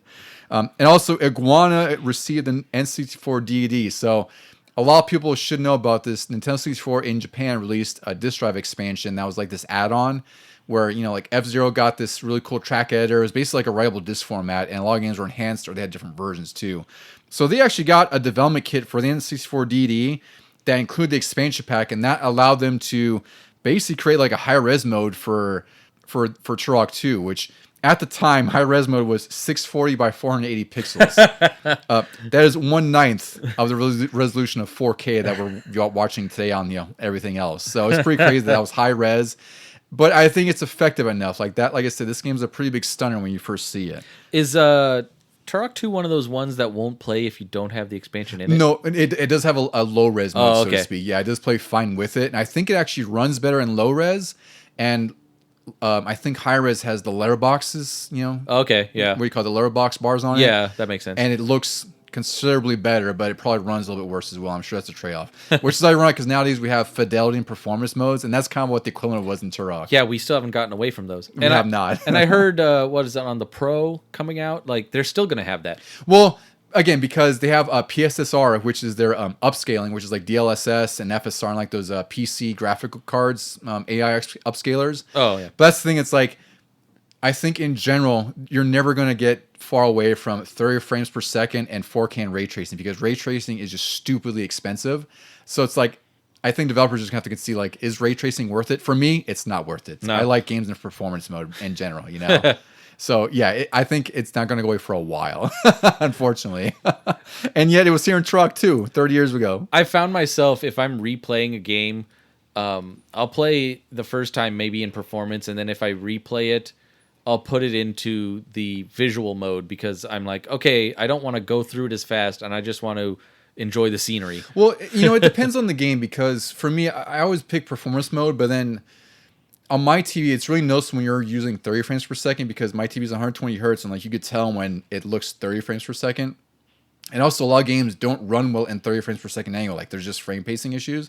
But Silent Hill 2, I played through in 30 frames per second because that game kind of has like a cinematic feel to it anyway. I was going to say, that's kind of slow. Yeah, and it actually looked really good. And there's also Jedi Survivor, the Star Wars game, because when that came out, it had a lot of performance issues on PC. It was especially horrible. Yeah. And the console ones didn't run that well in performance mode either. So I ran in fidelity mode, and it actually ran a little bit more stable than performance mode. So it depends on the game, but in general, like 99% of the time, I'll pick performance mode, like you said. Oh yeah, for sure. Like with if I'm doing a racing game or something, I'm going all performance. Yeah, 100%, yeah. And then also, like we mentioned before, Turok 1 was on an 8 megabyte cartridge. Turok 2 was designed to be on a 12 meg cartridge. And eventually cards prices fell, and they were able to use a 16 meg cart to add multiplayer. Wow, twice the game. Twice the game. And then even beyond that, they ultimately increased it to 32 megs, which was the largest for an N64 game at the time. 32 megabytes. That's the largest game ever. These days, too, when we go to the shops and we're picking up old games, more so now than when we were younger, I noticed the heft of some games. Mm-hmm. Like, you pick up the cart and you're like, this is like Resident Evil 2. This is definitely heavier than Mario 64. Yeah, you're like, this feels like a 32 megger. Yeah, it's not 8 megs. Yeah, you could definitely tell that. And eventually, Turok 2 was released, and it sold 1.4 million copies in a month, which happens like in a day now for some games. But again, that's huge in 1998 for a game like this. Also, this released just before Christmas, so it was, it made sense that it was going to sell so well because it was already a highly acclaimed series before this, and this was an even better sequel than what the original game was. This was also, 98, so the internet is out and about, and you may have to wait a while for a trailer to download, but there were trailers out there where kids were probably seeing the cerebral bore in action, and they were like, give me that. Yeah, and their Skippy Real Player, no less. Yeah. Let's get into some review scores here, Deucy, for this one before we get into the game, because this game, I think there's some interesting things to talk about here because it's a unique game for better or worse, we'll say. Game Pro, issue 124, January 1999. These are all out of 5 again. Graphics got a 4.5, sound got a 5, control got a 5, fun factor got a 4.5. They said that the high-res mode was impressive and low-res mode was still great. It had everything from extensive layouts, lots of weapons, and solid but maybe mind-numbing action with 4-player deathmatch, and it lacks pizzazz, and it will quickly become old to shooting fans. Oh, yeah, I think the multiplayer in this, and we're going to get into it with the next game, but like It was very basic. It was just deathmatch. It was just deathmatch. And again, I think this was also because, like you said, they had time to add it. But also N64 was like the multiplayer console at this time. There was, no need for multi-tap. Everything was 4-player. I think Mario Party 1 had already come out, GoldenEye. Oh, yeah. All the big hits of 98, like the multiplayer was a thing to do. So it almost was like, I don't think multiplayer hurt this game at all because it was such an extra addition that, you and I talked about before recording. Like we played it a little bit, but we just went back to like GoldenEye, Perfect Dark, and everything else. Yeah. Like, there's some fun to be had. It's just, you won't stick to it too much. It was mostly like everybody running around trying to get the cerebral bore. Exactly. Yeah. I just want to see that happen. Yeah. EGM reviewed this issue 115, February 1999. These are all out of 10. So they gave it an 8.5, 8.5, 8.5, 8.5. Very solid scores. Yeah. It was easily one of the most impressive N64 games, even without the expansion pack. They saw that it had taken some positive cues from GoldenEye, and it's one of the most ambitious games on N64, which I completely agree with. Like, this game has its faults, but it's definitely one of the more ambitious ones on the N64, especially by 98's. And reviewers were mostly annoyed, and were not a huge fan of the huge levels that were confusing and sometimes clumsy. So that I 100% agree with. And they also thought the lack of save points were something worth noting, which I agree with as well. And overall, they thought it was an excellent example of a great sequel, but not quite as good as GoldenEye, which I completely agree as well. Best feature, high-res graphics. Worst feature, too few save points. And just to note, Ocarina of Time was also reviewed this issue, 10s across the board, which no surprise there. Oh, yeah. Yeah. Nintendo Power, issue 114, November 1998. These are out of 10. Yeah, they've changed up their reviewing by then. Yeah, they also expanded a little bit more, too, because they have like an overall score, and they have like these individual categories, too. So overall, they gave the game a 9.2. The graphics got a 9.8. Play control, 8.6. Game design, 9.2. Satisfaction, 9.2. Sound, 9.4. GoldenEye and Zelda's graphics can't compare to graphics and are more stunning with the high-res mode. Controls take some getting used to, and the game is bigger and better in every way. I don't believe that. Yeah. Noted extra mission elements made it as deep as GoldenEye. No. Yeah, I don't agree. No. And Ocarina of Time was also reviewed in this issue, and it only got a 9.5. I can't believe that. Even their stellar, killer app on the N64 got a 9.5 Nintendo Power. Yep, that just goes to show you they were not showing favoritism. They were not. Yeah. To have Turok 2 only 0.3 behind it. It's crazy. That is weird. It's crazy. So let's get into this game, because I feel like out of the three, this is the one that I think might be the most contentious for good reason, because this game does a lot of really cool things, and I think it just steps on its own foot by trying to be too freaking big for its own good. It's weird. I would actually up the play control a little, because they added this little ledge grab that helps when you're like you're a jumping. mantling. And they introduced sniping modes in certain guns and certain things. And so I feel like the shooting and everything is really smooth. Again, I don't think it had the ability to uninvert. So back then, somehow my brain could wrap around that and do it. But thank God that they have normal controls on the remasters. Yeah, Nightdive has a toggle now. Yeah. And they also have the save anywhere option when you push pause. So, you get rid of those two downsides. The only thing left is the insanity of the levels. Yes. So I think that's really going to be the biggest point of discussion for Turok 2 is because of that. I vividly remember renting this. I vividly remember bringing it over to your house one Saturday, wherever it was, and you and I just could not get past the first level. I remember us thinking virtually everything. It's well, do we destroy these crates in this wall? Do we have to do something with this gate? Because there's this little moat outside this structure, this building, and do we do anything there? It was just confusing, and there's no way markers. There's nothing. I really feel like we were confusing. We were 13 at the time. I think, did the Nightdive add those little exclamation points? I believe, yes. I'm pretty certain that's new to the Nightdive. Yeah, I was going to say that is not in the N64. But even with those, I still got lost in the opening section of the first level. Me too. Where you're at that dock and you're supposed to turn on the searchlights, and there's this one little lever that you can pull, and you're like, oh great, I pulled that, something opened, but I still can't get out of this literal first room. And you look around, and finally I see the wall is slightly discolored next to a barrel. Yep. And you have to shoot the barrel, but the barrel isn't red like in every other first-person shooter.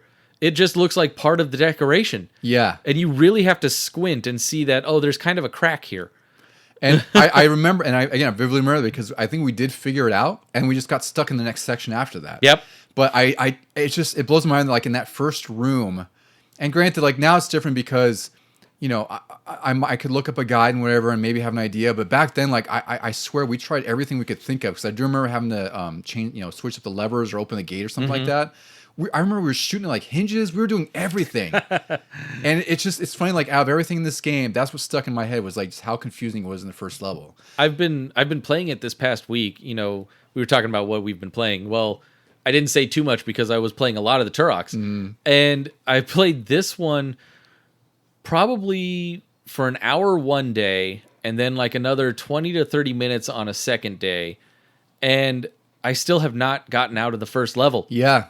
And the thing is, there's 6 levels in this game. And also there's a couple endings. There's one where if you kill the Primogen without the energy totems, I guess you get a bad ending. And there's a good ending if you kill the Primogen with the energy totems. I'm not sure how that happens, like if it's in the same area, or how you destroy the totems to get to them or whatever. I think, do you collect the totems? You might, yeah. I feel like I collected one in the first level. And you might have to maybe put them at the end or something, and that's how it kills them. I'm not sure. Yeah. But it's interesting because, again, there's only 6 levels, which on the outside, like, oh, that seems like a short game. But like these levels are just too damn big for their own good. And they're just not, they just don't feel like they're designed in such a way that's easy to get through and easy to navigate, because it's just confusing. Like there's no real way to know what switches you're hitting. Like you said, the barrels, I remember once we figured out, like, oh, geez, but it's like there's no way to know if those are explosive. They look like just scenery. Yeah.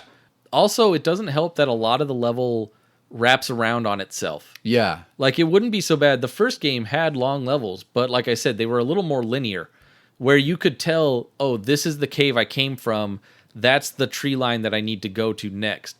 Whereas in this one, you go and you think you're making progress, and then all of a sudden it turns a couple times and you're like, oh, wait, I'm back at this main house. Mm-hmm. Where did I go? How did I get here? I remember I would end up at the same hut somehow. I'm like, I don't, like, is this something where did I take a wrong turn backwards? Like, how did I end up here, So I think, this game, I don't want to say it's a bad game at all. I think it's a great game. I just think that it tries so much to be huge and ambitious that it gets in its own way, and it's to its detriment. Like, I think these review scores for the time, I think EGM's probably most on the money, like that 8.5 range. Yeah. I think 9.2 is a little too high, even though the graphics are stellar. I think just the fact that it's just such a pain in the ass to get anyone in this game to progress, that it really just hurts the game more than anything else. Yeah, GamePro coming down 0.5 on a couple of them. Okay, but also you came down on the wrong ones. Like, yeah, graphics should still be a 5. 100% should be a 5. At this time, this was one of the best looking N64 games with Ocarina of Time. Sound is great too. The control, like I said, got better than the first game. Mm-hmm. But yeah, like the fun factor should be down a little more, because you just sort of lose interest after a while. This was another game where we used the cheats a lot for invincibility and infinite weapons and everything, but like, that was more so because we were just wandering around constantly, and eventually the enemies didn't respawn like in the first game. So eventually you killed everything, and then you were just wandering around going, I have nowhere to go. Yeah. And again, it's impressive for the scale of the game, but it's just ultimately it doesn't make for a fun game to play when it's just empty, barren, and confusing to get around. So, it sounds like we're really harping on this game, but it's really, we're just trying to be like reasonably critical of it, because if a game is just too big and too vast, which I think is still a problem with some games today, where they just try to go for the biggest thing possible, ends up being like a barren wasteland of just boring, Yeah. And I think that's where this kind of trips over itself, where it's just too damn big for its own good, and it just misses the mark, despite everything impressive they did. Like, it's cool they added multiplayer. Like I noted here, they got a few modes. There's a death match, team death match, frag tag, where someone starts off as like a monkey and you have to kill them to get the most points. I vaguely remember that. I do remember that playing funny. A little bit. Yeah, that was cool for the time. So there's a lot to this game. I just think that it's a little too flawed to be like a stellar pick on the N64. I think I would still choose the first game over this one if it came down to it. Yeah, and yeah, I was gonna rank them when we get through the rest of them. Oh, for sure. Yeah, I think but like this one, I will say thank you for introducing some of the weapons that they did. The weapons are fantastic, because some of them do persist through the rest of the series, and they even come in handy in Rage Wars. Mm-hmm. But other than that, like the cerebral bore is definitely the most memorable thing from this, and people probably think, oh, that was all the way back in the first one too. Yeah. But no, it did come from 2, and that was probably its biggest contribution. And the Razor one was also cool up into that sort of disc, serrated disc you had. Oh, yeah. I remember using that a lot because it was cool that it would just chop. It was like the disc in Dark Sector. You remember that glaive? Yeah. That game was freaking cool. I don't know if I have that again. Anyway, brain fart. But it was like that, where it was like a serrated boomerang blade where you could throw it at enemies and it would like chop their arms off or something and come back to you. Like that was really cool. Yeah. So this game does have some parts where it really, really shines. I think it's particularly with the weapons, the graphics, but then it's just playing it is a whole nother story. And we even get in the impetus of the game. Like you have to rescue kids in the game too, and they're pretty well hidden. You know, I did not know that was a thing until this remaster. Me neither. I hate to admit that, but I hit such a wall back then that I didn't really get far enough. I'm like, oh, you have to rescue people? Yeah. Like that's what we have to do in this game? Yeah. So it's funny that you and I both crossed in the same way. So that's kind of a testament where, granted, once we stopped playing this back then, I don't think we ever picked it up because there was just a billion other games to play. Mm-hmm. You know, we kind of had our fill with it for what it was. And then I picked up the Nightdive Remaster, which again is great, but it's still, you know, it does what it came with what it is. Like, and at its heart, the game still has flaws. It's still, the levels are too massive. Yeah, like I said, it shows those little markers, those little exclamation points of what you need to activate, and I'm still lost. Yeah. Because it doesn't show you a path on the ground, which I know I've complained about in modern days where, like, oh, they're really holding your hand. But sometimes... Well, and this is the perfect example I was talking about, right? Where it's like, they showed them more playtesting. It's like, well, what playtesting they do, and how smart were the players that they have for this? Yeah. Because that's why we get those, yellow paint all over the place, is because of crap like this, where it's like, someone wanders in an area for half an hour, like, I don't know what to do. Yep. We need a balance is what we need, you know? Overall, Turok 2, gorgeous game, very, very, very flawed. I think it's not a bad first-person shooter at all. It's just you'll get tired of it before you love it, kind of thing. I don't know if you'll start to love it either. Yeah. So we'll get to the next game in the Turok Pantheon, I guess we'll call it here.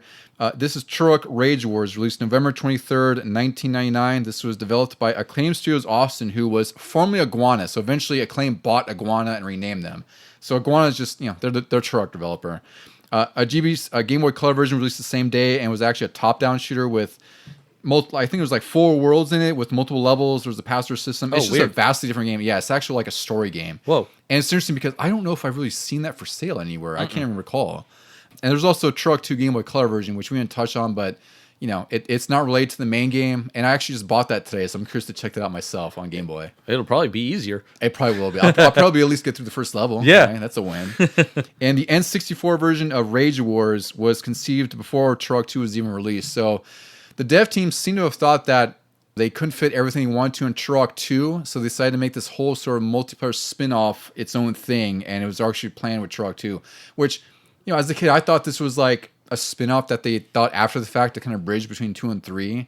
I even thought it was after 3, and I thought it Me was too. like... I thought it was based on everybody talking about multiplayer, and they were saying, well, we didn't have too much of a multiplayer in these games. Here, have one separate. Exactly. And this was beginning of the era of arena shooters. Like Quake 3 and Unreal Tournament were probably the two most notable at this time, like 99 2000. So this feels like, even though they planned it ahead, it was almost like a response to that. Like that was the trend where it's just, now we have free to play games where, but arena shooters were like just deathmatch, capture the flag, team deathmatch, whatever the case was. Was Tribes out yet? Tribes, I think, was out. Yeah, you're right. That's another one that was out. I'm pretty sure that was like 98, 99. Yeah. Maybe even Tribes 2 was out by then. I don't know. So I feel like this was a response to that. It's also why I dismissed it back then. Like, I never played this one. Well, yeah, because those that we mentioned were all on PC. They might have had, console versions, but they were all on PC, and you could go online at that point. That's right. Whereas this was definitely going to be just N64 and only 4-player. Yeah, you and your buddies, it's cut and dry. There's 4 people in this game. You can't have bots over 4 people. Yeah. You got 4 players at once, combination of bots and players. And the creative director said that this game was born out of knowing that they couldn't flesh out all the multiplayer ideas for Turok 2 in time for the holiday season. So they knew that they had to get Turok 2 out before the holidays, and instead of delaying the game, that they decided, like, okay, we'll just table all the multiplayer ideas we had and put it into its own game. What made it into Turok 2 was sort of a teaser. Yeah, really. Yeah, it's sort of like we'll just fit in the appetizer for the main course here. It's like, hey, kids, did you like that? Wait a few months. Yeah. Wait, actually, what was it? It was almost a year. It's crazy. Oh, my God. November 1999. The other was December 1998. So this was reviewed by, the big magazines. GamePro issue 136, January 2000. They gave graphics of 5, sound of 5, control of 4, fun factor 5. They pointed out the pure blasting adrenaline rush, pointed out 36 maps and 17 playable characters that have to be unlocked with 16 weapons. This reviewer really didn't have anything bad to say about the game, which was surprising. Like, they were really just praising the whole time, so they must have really loved it. The words here, multiplayer was more frenetic than GoldenEye. Yeah, I put that out because I knew you would have something to say about that. Especially since we just played this. Yeah, and I don't know if I would argue that it's better looking than Quake 2 because I know I guess Quake 1 and 2 would have had them out on N64 already, right, by this time? I think so. Right? At least one. Yeah, and Quake 2 was really impressive on the N64. The fact that they got a PC game running and scaled it down, it doesn't matter. But I feel like Rage Wars, I don't know. I don't know if it looks better than Quake 2, and I don't know if it's more frenetic than GoldenEye. Actually, I don't want to say I don't know. It's not as frenetic as GoldenEye. I was going to say, do they know what the word frenetic means? Yeah. Like, so this review, I can tell you for me, like, is off the mark, I think, even for the time. Yeah. They really didn't say anything bad, and there's flaws. Like, we played today for the first time together, which is really cool. Like, it's not a bad game or anything, but it's definitely not as great as GamePro would have you believe. Yeah, no, I these scores are kind of mind-blowing. When I did them, I know there's 3 5s and everything, but it basically averages and ties with Turok 2. Yeah, and I don't agree with that. I don't think so. Like, I know we just crapped on the level design of 2, but I would say that is a better game than this. Oh, 100%. Absolutely. Yeah. Like, this is really, it feels like a half of a game, which is really what it is. Like, it's just multiplayer, and then what it does, you know, it only does so much with it, but still at the time, it was still like a $60 or $70 game. Like, it's pretty expensive for just being a multiplayer offering. I will say that it did run smoothly. It did. Yeah. That's true. It did run smooth for what it was. I don't know if you would call it 60 frames per second, but it wasn't It was like stable. Yeah, Stable-ish. not juddering or anything. Yeah. And we did the low res and the high res, and the high res definitely makes a difference. There is a huge difference between the two. So, you know, sometimes people argue how well the expansion pack actually enhances games. I think Turok is a pretty good rule that it does work because it was pretty damn blurry on low res. Even though it ran a little bit faster from what I could tell, it was just a blurry mess compared to high res mode. But these levels that you play in, and they're all just multiplayer arenas. They aren't like levels. They're very small. So, like, there was one point where I killed you at the end of a hallway. I ran forward, and then you popped up right in front of me. I spawned right in front of you is what it was. And it's funny because I felt like I was being looked at from behind for some reason because I spawned there. I was like, this looks like I just died here or something. You're like, oh, wait, I see you right there. Yeah. All right, so let's get to EGM and Nintendo real quick. So EGM, issue 126, January 2000. These are out of 10, just a reminder. They gave it a 6, a 7, 6.5, 6.5. Overall, they appreciated the idea of Rage Wars with examples like Quake 3 and Unreal Tournament being like their sort of parallels to this game. A couple reviewers did not like being forced to play the repetitive single-player game because that's how you unlock everything in multiplayer in this game is you have to play the single-player trials, which it's just a series of death matches over and over. Like, you know, we played a few in 2-player, but it's basically just like get 5 kills, get 6 kills. And you have to do that over and over and over to unlock everything. And this reviewer says it took them about 30 hours to get to it. And they just felt like it wasn't worth doing at that point because you're so sick of the game.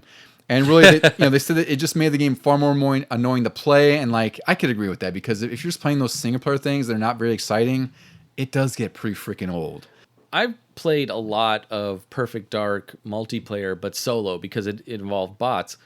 And for some reason, I don't know, I could sit and play that a ton, even though it wasn't unlocking things like this mode would. Whereas this one does feel like it would get old fast. Yeah. I don't know if it is the hit detection or the fact that there's like no real auto aim and the way that the people move kind of frantically, the bots, you miss a lot more than you hit. Yeah. But in this one also, when you hit, you don't know how close you are to finishing them off. Yeah, and also I don't know if I didn't feel like you really flinch when you're getting hit. Like there's an audible noise and like the screen kind of has an effect. And beyond that, like I think the levels, at least the ones we probably played like 5 or 6 of them out of like 36.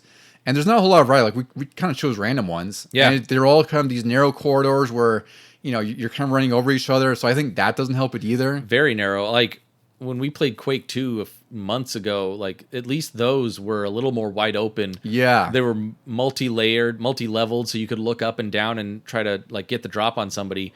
Where this one, they tried that, but it was also still so cramped that you didn't have to aim up or down much. Exactly. And it's like it just doesn't feel right. Like it definitely feels like an arena shooter, but it feels it feels like arena shooter light. Yeah. Right? Like it feels like half court. Half court, yeah. Yeah. So I don't think EGM's too far off the mark. And best feature, they put multiplayer fragging, which, the game is fun for what it is, but it's just not anything special. Worst feature, tedious way of opening up extras, which I agree with. And I think the thing is, like, when you have a multiplayer offering only game, I think that was their way to make it, a little bit more lengthy for single players, make you replay these trials, Especially for the cost. But it's like that sucks Yeah. to do, because the last thing you want to do is have your buddies over and like, oh, I'm sorry guys, I didn't play through everything yet because it takes 30 hours to get more characters, or more skins or more weapons or whatever else. It had a great idea, and like we said, we didn't play Turok 2 too often because we had better things. We had GoldenEye and Perfect Dark and whatever.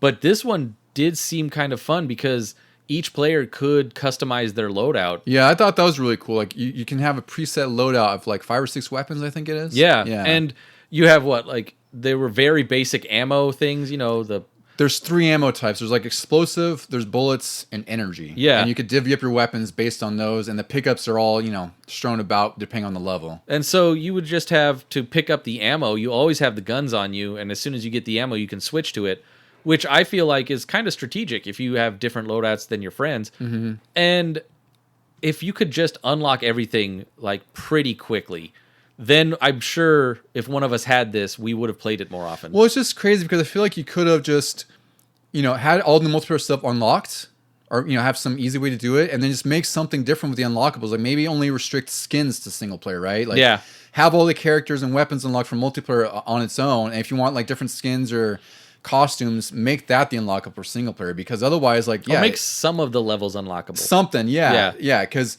there are 36, I think it's 36 maps in this game, which is huge. There's a lot of maps, but at the same time, it's almost, again, it's kind of like quality versus quantity. Like, I would have rather have had 20 nice, great maps instead of 36, from garbage to great maps, Yeah, when you think about Perfect Dark and GoldenEye, and you think about the levels, you can say complex, and people know what you're talking about. Yeah, or they're facility. Very distinct. Whereas in this one, you say, one of them was called, like, Fallout. What does that mean? Yeah. It doesn't look like Fallout the game. It doesn't.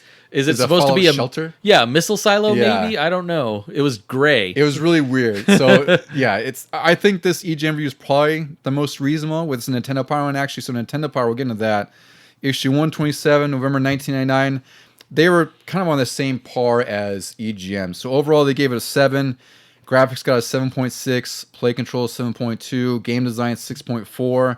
Satisfaction 6.8. Sound 7.2.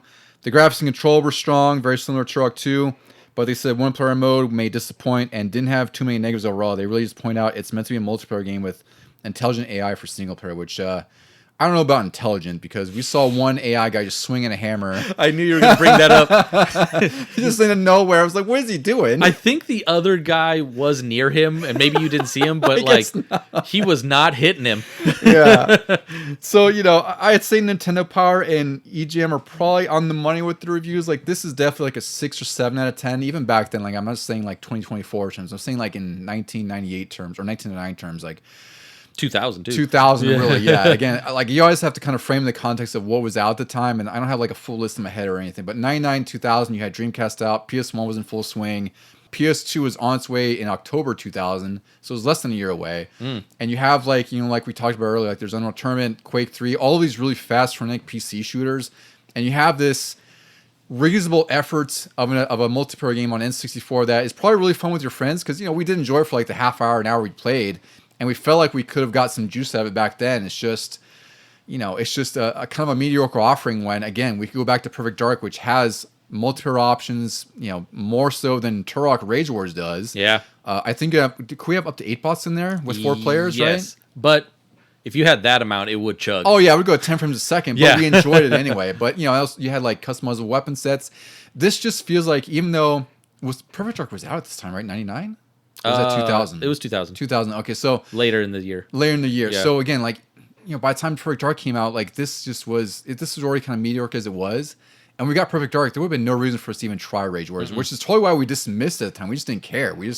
I don't even think I saw it for rent. Like I remember seeing the black carts and This seems like it should have been a Blockbuster exclusive or something. oh, yeah, I'm glad it wasn't though because I think it probably been expensive.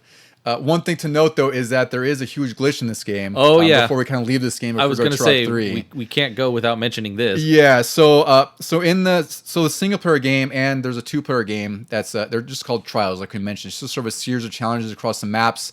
There's these little boss fights in the middle, but you're in medals from them by completing them. Like it's always like I said, kill 10 enemies or get 10 frags, or I'm sure there's stuff for like team deathmatch or capture the flag. They go into the other modes like.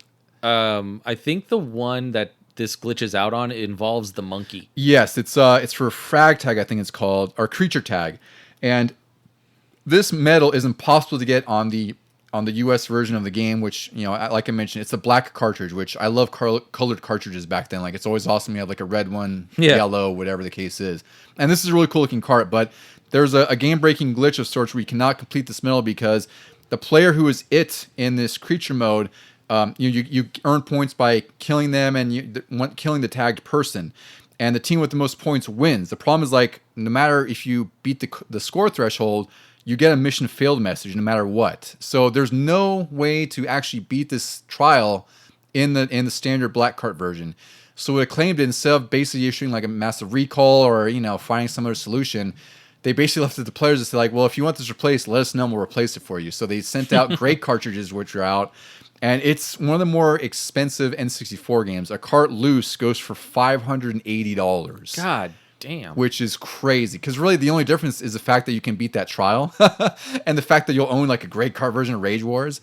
And I saw there's a listing for complete. I don't know what that means because my assumption is like, you would send your cartridge out in mail and they would send you something just in a mailer. Like I don't think they would give you like a whole box or anything because that'd be even more costly. I assume it was just like a cart swap. Or even if they did, I feel like the box would be the same. It wouldn't. Yeah. It wouldn't say on the thing now bug free or anything. Exactly right. So it's like I don't know. The listing there showed it was $867, and it seems like there's some listings because of server it's like maybe one listing per year. I don't know what this was complete, but I just noted it anyway. But in general, like if you're getting this, you're gonna get the cart version. It's $580, which.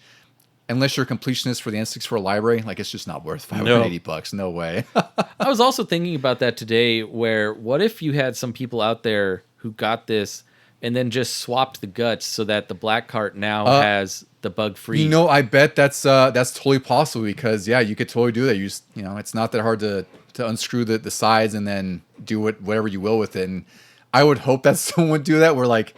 They have their gray card version, but they swapped the inside with the other one and sold it for $600. That is some skeevy stuff, and I guarantee you someone had to have done it. Hey, it's still unique. It's the only gray cart with a bug now. Yeah, but you paid $600 for a fraud, But yeah, it's an interesting point I didn't think about, but I'm sure someone has done that. Yeah. Do you see any final words before we go on to Turok 3 here? No, Rage Wars. I mean, like we said, it was a fun time for what it was, but. Yeah, I could see why I'm glad I missed out on it in the past. Yeah, very solid game overall, but just definitely something you could easily dismiss back then, and you'll probably dismiss it now. Like now, we got our hour out of it. Maybe we'll play it again for shits and gigs or something. I mean, what Nightdive should do is remaster this one. I actually think they should with online play. Yeah, just to have online play now. That'd be really cool. Yeah. They did strip out multiplayer out of the remasters, which it's fine, like I'm not gonna miss it. Yeah, they got other multiplayer games like Quake and Doom or whatever else, so it makes sense. But yeah, Rage Wars overall, fun time, not a great time. All right, so we're getting into the final game we're talking about today. This is Turok 3 Shadow of Oblivion, which was released August 31st, 2000, pretty late N64 game. And just to note, the PS2 came out October 26th, 2000. So just about a month and a half after Turok 3 came out, we had basically 2 generations later, the PS2, which, again, I was kind of talking about, again, I'll reiterate this, but how we talk about where Turok 1 was in relation to N64 and first-person shooters.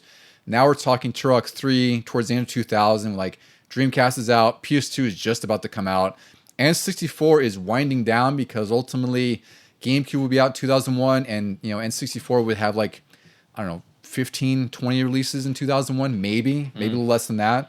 So wasn't Paper Mario one of those? Yeah, Paper Mario was there. Conquer. I forgot if Mario Party 3 was. Like there was a handful of heavy hitters that came on the final year of the N64. It's surprising to me that Perfect Dark came out in 2000 and I played that just a ton, but it was right at the tail end too. Yeah, it was. Yeah, and that one was at least significant though. Like I think Yeah. that one felt like a big deal. Also, we knew it was rare, so we were already hyped to begin with on that. Like we knew it was the next whatever the next iteration of GoldenEye basically was. This one, I mean, this totally explains why it flew over my head because I was done with Turok by then. I was like, oh, PS2's around the corner. I was playing whatever else on PlayStation 1. And Turok 2, like I said, we had our fun with it with the cheat codes, but we never got anywhere in it. So I didn't care about the series. We never went back. Which was a shame because, I mean, we'll learn about this, but this was a really good version. This is freaking excellent. And I'm actually, it's too bad that I dismissed it back then because like you said, we were over Turok at the time. You know, I had the Dreamcast, of course. I got a PS2 in like March 2001. So this game, like I knew about it. I'd seen reviews for it. And it's just, despite the good reviews they got, I was just like, it's Turok, whatever. Like, and, you know, it's not a big deal. But this to me is the best of the 4 games we've talked about because this is much more focused. They kind of went back to the drawing board and sort of like reimagined what Turok was. And they kind of made it, they kind of modernized it for what it was back then. Like, because Half-Life was out in 98. So I think that's another thing to point out too is when Turok 2 came out, it was already in the shadow of that kind of a game where you have like this storytelling first-person shooter adventure. And you have Turok 2, which is still kind of rooted in like the Doom, we'll call it corridor shooting. Yeah. And you have Turok 3, which is more of a response to like those Half-Life and, you know, Unreal, like those kinds of first-person experiences. This really felt more in touch with its comic roots. Yes. Because it's going to be a lot more sci-fi with this one. Yeah, so I guess we could get into the story with that too. So this takes place after Turok 2, where the Primogen light ship at the end just explodes. It causes this chain reaction that eradicates the universe, and it pushed Oblivion, which is this cosmic entity that consumes life, is basically what it is. So sort of like, of course, with don't like Galactus, I guess would be, yeah. So Oblivion is the big baddie in this game, and Oblivion spawns into the home of the current Turok, Joshua Fireseed, and tries to kill him in his sleep. And he's the last of the Fireseed family, and he tells his sister Danielle and his brother Joseph to escape. And then Adon, who was the female alien in Turok 2, makes an appearance again here. And she teleports them to this council meeting to formulate a plan for Oblivion. And ultimately, your whole goal of this game is just go through levels and destroy Oblivion. The team in this game removed the expansion packs from their dev N64 so that they could make sure that the game ran properly on a base N64, which I think was a good thing. Oh, nice, yeah. And, you know, I guess they didn't do that for Turok 2, and, you know, maybe Rage Wars is why it looks so kind of muddy and blurry. Yeah, Rage Wars was very pixelated in low res. Yeah, and then the high res mode in this version also is a little bit more enhanced because this also had the letterbox, you know, bars on the top and bottom. And I think this also runs a little bit of a lower frame rates, but it looks really freaking good. And also this game, they rewrote the engine so that it has a wider field of view, and also there's more draw distance than even Turok 2 was. And I think you could definitely tell. But also in general in this game, everything's a lot more focused with the levels. Like they're a little bit more confined, like they're a little bit more thoughtful in their level design. So it's not like these vast, giant sandboxes that you get tired of roaming around in. They seem long still, but it kind of feels like the first game where you're very funneled. Like, yes, right off the bat, you see these barricades and these cops, and like they will shoot you dead in one shot if you go the wrong way. So you're like, okay, never mind. I will go down this hole or this ramp or something to avoid them. And yeah, like I said, it just points you. It just funnels you a lot better than 1 or 2 ever did. It does. And also, I think this game is really good at sort of heightening the immersion because now there's like these scripted events that happen. Like there's helicopters flying by, or like, you know, there's police, you know, they're coming out of their cop car to go pursue something, like, because, you know, it's like Oblivion's coming, and, yeah, you know, all these bad guys are coming through whatever dimension or wherever the hell. So it's like, it feels like a more livelier world when you do that versus just having, like you said, you know, like wide open areas where it's just enemies and that's it. There's no life to the world you're walking into. Whereas this is a lot more focused and it makes a lot more sense. It felt a little influenced by Duke Nukem at that point, where once you cross this invisible line, a little cutscene plays, but it doesn't like take you out of the action. It's actually happening while you're walking to it. Yeah, and it does a really good job because that also just, again, it fosters a story and it keeps you a lot more interested versus like, you know, when you're roaming around, like the pace kind of, it's kind of killed because now you're like just, you're acknowledging that you're just roaming around lost. You're showing up after the fact, whereas in this one, like you said, you're living in it. Exactly. So I think that definitely has its benefits. I guess we'll get into some review scores real quick here too. So we'll go through GamePro issue 145, October 2000. This is dumb. I know this is a little silly. Deucy's already setting the precedent there. Graphics of 4, sound of 4, control 3.5, fun factor of 4. They thought the controls were similar to previous games, but noted some jumps are annoying and weapon switching wasn't ideal. They pointed out how smooth the game runs, even in multiplayer, and overall said it was a quality game. And contrary to EGM, which I'll get to, this reviewer actually thought the game was lengthy and had a pre-involved storyline with great gameplay, so I at least give them accolades for that. Yeah, they got that part right, but why everything's so low? Like, yeah. The graphics are the best in the series. The sound, whatever, it sounds the same. It sounds maybe better. The control, way better. And also, you have two different characters who play differently. That's the big thing we didn't even get into. We could just dive into it right now real quick. But yeah, there's Danielle. She jumps higher and she has high-powered weapons and a grappling hook, which is really freaking cool. Like you can't use it on every surface, but there's these sort of points that you see highlighted, and it does add that little bit of variety to the game that it needs, where it's like, you're suddenly shooting up. There's more verticality in this game than the previous ones. Yeah, I was gonna play as her because, hey, that's cool. It's like the first woman Turok. But then I saw what Joseph's moves were, and it felt a little more my play style, where he'll have a sniper rifle and he has night vision goggles to like sneak through a lot of things. Yeah, and these little nooks and crannies. It's funny you chose Joseph on your first playthrough because I picked Danielle. Yeah, because I thought the grappling hook was awesome. Yeah, I had a great time with it. EGM, we'll get into EGM here. Issue 136, November 2000. They only gave it 3 scores for this game. It was 8, 8.5, and 8. They appreciated it, fixed a lot of the issues they had with Turok 2, like the overly massive levels. Yes. They're now broken into sections, and you can save anywhere, which I will always welcome that feature. They loved the distinct characters and how they played, and they thought that the game delivered far better than Rage Wars did. One reviewer complained that the game was only 6 hours per character. I was like, well, if you play as both, yeah, but I'm like, at the same then you time, get like, both. I hate this mentality that even is still persists today, where people try to attach like hours to value or something.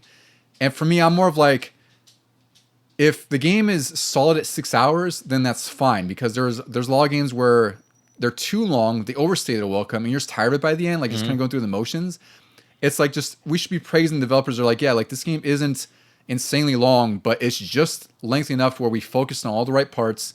The game's great as it is, and we didn't have any bloat on it. And you told the story you wanted to. It wasn't a lot of like filler episodes. Exactly. So it was interesting that 6 hours, 12 hours between both, pretty damn solid game for me, compared to like us roaming around for an hour and a half in a level we have no idea where to go. You know?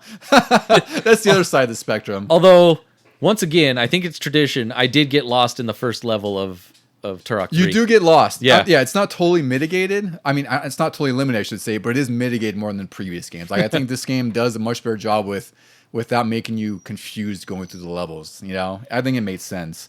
The best feature they thought were the graphics in high res mode. The worst feature, short play length, which I'm not even going to dignify. Nope. That. I think that's kind of ridiculous.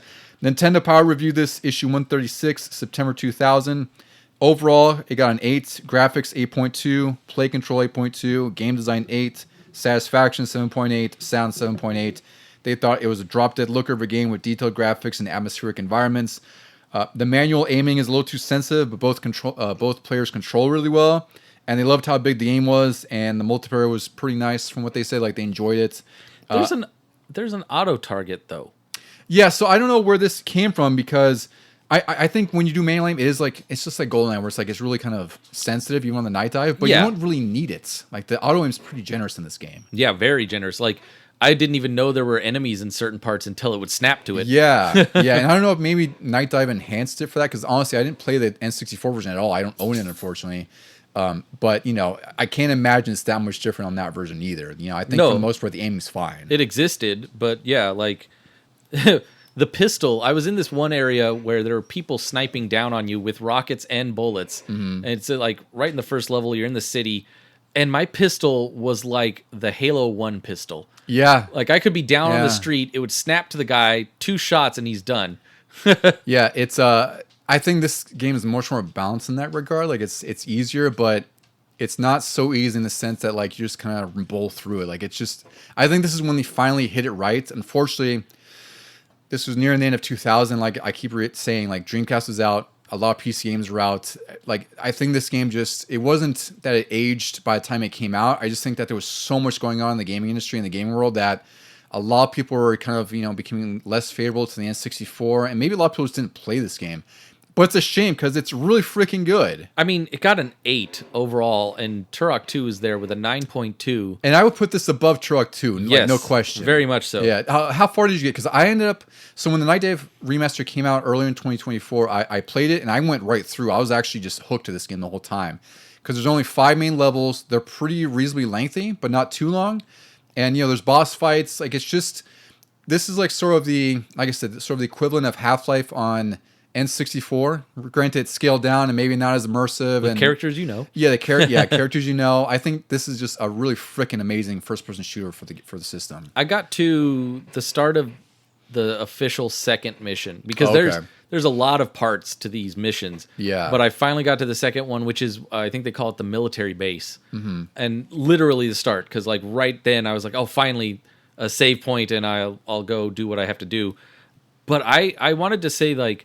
The story in this is presented so well. Oh, yes. Like, the opening cutscene is ridiculously long for an N64 game, but just to have the voice acting with the mouths moving and everything, sure, they look a little cartoony and a little goofy, even remastered or not, but it very much reminded me of, like, an 80s B-movie sci-fi action. Yeah, like a TV movie kind of thing. Yeah, it felt very Sci-Fi Channel.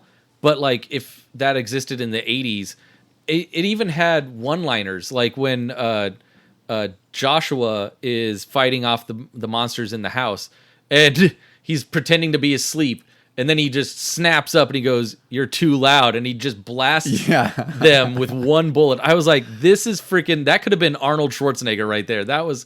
amazing. I think that's true. When I first played this, I was actually pretty shocked that it had voice acting because a lot of N64 games didn't. I think some, Conquer did, and a lot of later games kind of did, but the fact that it had cutscenes, like you said, they're pretty well directed. Like, they're not just standing in an empty room with a weird camera angle. Like, it's pretty dynamic. Yeah. And yeah, the storytelling of this game is miles above Turok 1 and 2. Like, this, they really hit the nail on the head as far as like trying to just make this different from the others, but still make it a Turok game. I wish this is what they had done with Turok 2. Yeah. Ultimately. Like, I think the ambition got in the way, and this is what should have been Turok 2, and then maybe, iterate again and make it Turok 3. And even go back into Turok 1 and give us a little bit of a heads up of what's going on in that one. Yeah. I think, I mean, you're right, it's different in hindsight, but I feel like that's probably one of those things where they had no concept of, like, storytelling. No. They wanted to make cutscenes, nor did they have the time. But I think this game, it's kind of an underrated gem on the N64. I think it's just something that was dismissed because it was towards the end of the life cycle. But it's a freaking phenomenal game. Yeah, out of all of these, I would probably continue on in this because, I mean, it is short. That is perfect these days. It's great. Like, honestly, it took me about, I want to say about six and a half hours when I played through. And that was just right because I have to go back and play through with Joshua because I didn't intend to do that, but I think Prince of Persia came out or something. Yep. And I got distracted like usual. But the game was fun enough to where, I was totally willing to go through a second time. And I think that's really great because maybe it's just sort of scratching that Resident Evil 2 itch where, we had two different characters in like A and B scenarios. Yeah. And that's kind of how this game is because the campaigns are mostly the same, but some of the pathways might be different because of the individual abilities that Joshua and Danielle have. I was listening to another podcast and they were talking about this one in particular, and they brought up a point where, like, in the cutscenes, both characters are there. Like, even though when you're playing it, it's not co-op and you never see the other person as you're going through the level, but then in the cutscenes, they're both doing something. And it would have been interesting between missions if you could, like, switch off. That would be really cool. And say, like, okay, now this level seems a little more stealthy. You might want to use Joshua. This level seems more like action-packed. You might want to use Danny with her explosives and her grappling hook. Well, and they intended, actually, when I read about this, that they wanted to have a co-op mode.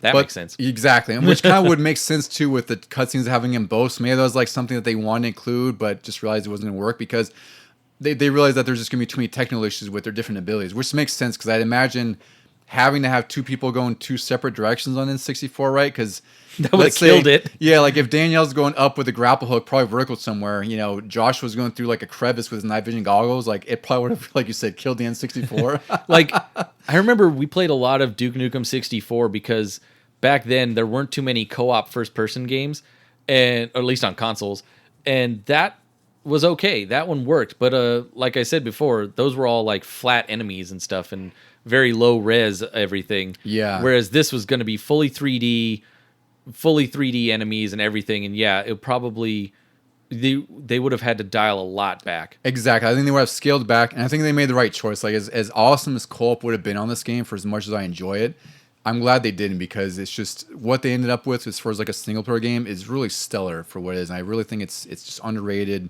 And yeah, it's a shame that I even dismissed this one back then, because I think I would have enjoyed the hell out of this back then. Yeah. Yeah. I guess that wraps it up, Deucy. Is there any final thoughts we have on Turok before we get to your rankings? And you also said you had something to break down the reviews here, so maybe we'll get to that. Yeah, I was gonna say that I kind of like bundled all of the various Nintendo Power reviews and everything, and I was gonna say that like weirdly, the Nintendo Power scores, they gave Turok 2 the highest. That one was their gold medal, set the standard, even though there was a lot wrong with it. Turok 3 came in second, really close, and then Turok 1. And then Rage Wars was just sort of like the afterthought. And whereas GamePro and EGM both... EGM sort of agreed with Nintendo Power. Same 1, 2, 3, Turok 2, Turok 3, Turok 1. Then GamePro, Turok 1, perfect scores, as we discussed. 2 and Rage Wars tied. And then Turok 3 was sort of like...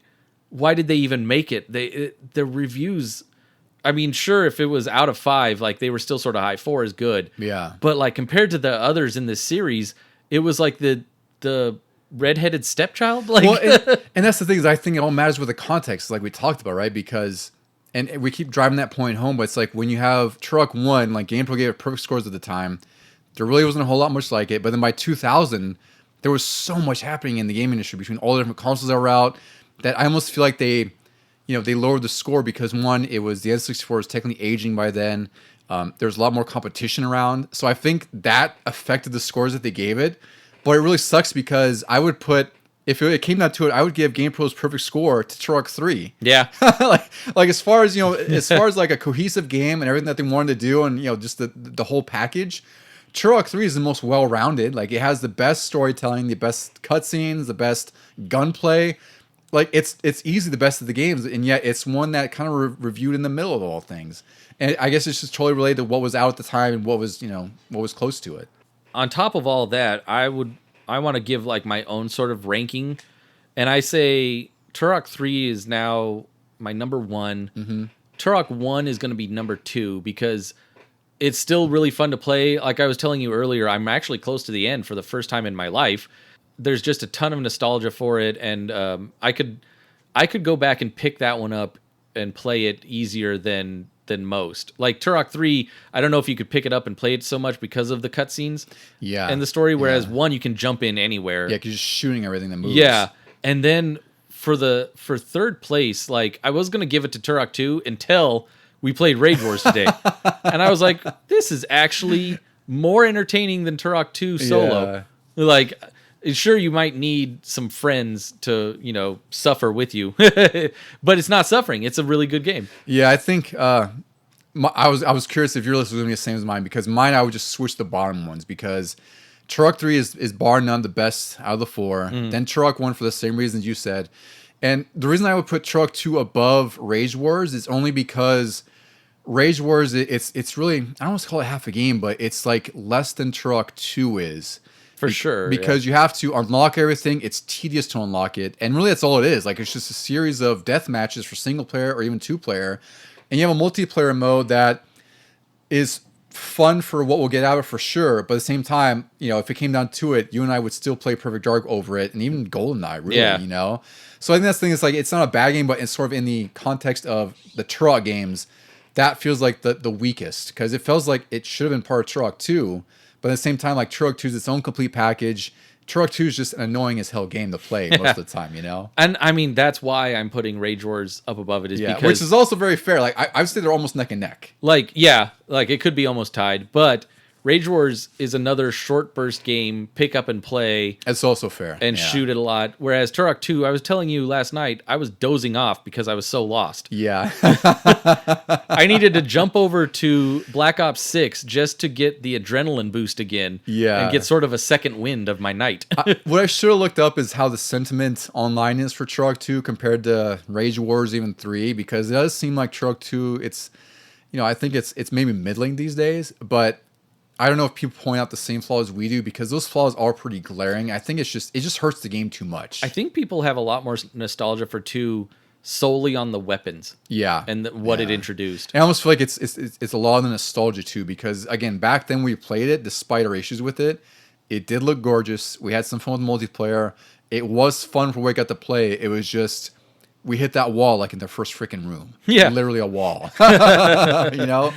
So it's a flawed game. I even thought it wasn't great back then just because it was so confusing, and these days like it just ages worse. And thank goodness for the Nightdive remaster, because again, that doesn't eliminate all the issues. It mitigates a lot and adds some enhancements, but ultimately, like, definitely buy it because it's so dirt cheap. Like I think it's, like I said, it's like $8 in a combo pack most of the time. Oh yeah. But definitely get Turok 3 first, because you'll be kind of looping the story, but the Nightdive remaster is really good, and it's actually a freaking solid game for its age. Like, it's nearing 24 years old now, and it's really, really good. So I guess that'll wrap it up for us, Deucy. Any final words before we kick it out of here? Just press start to continue.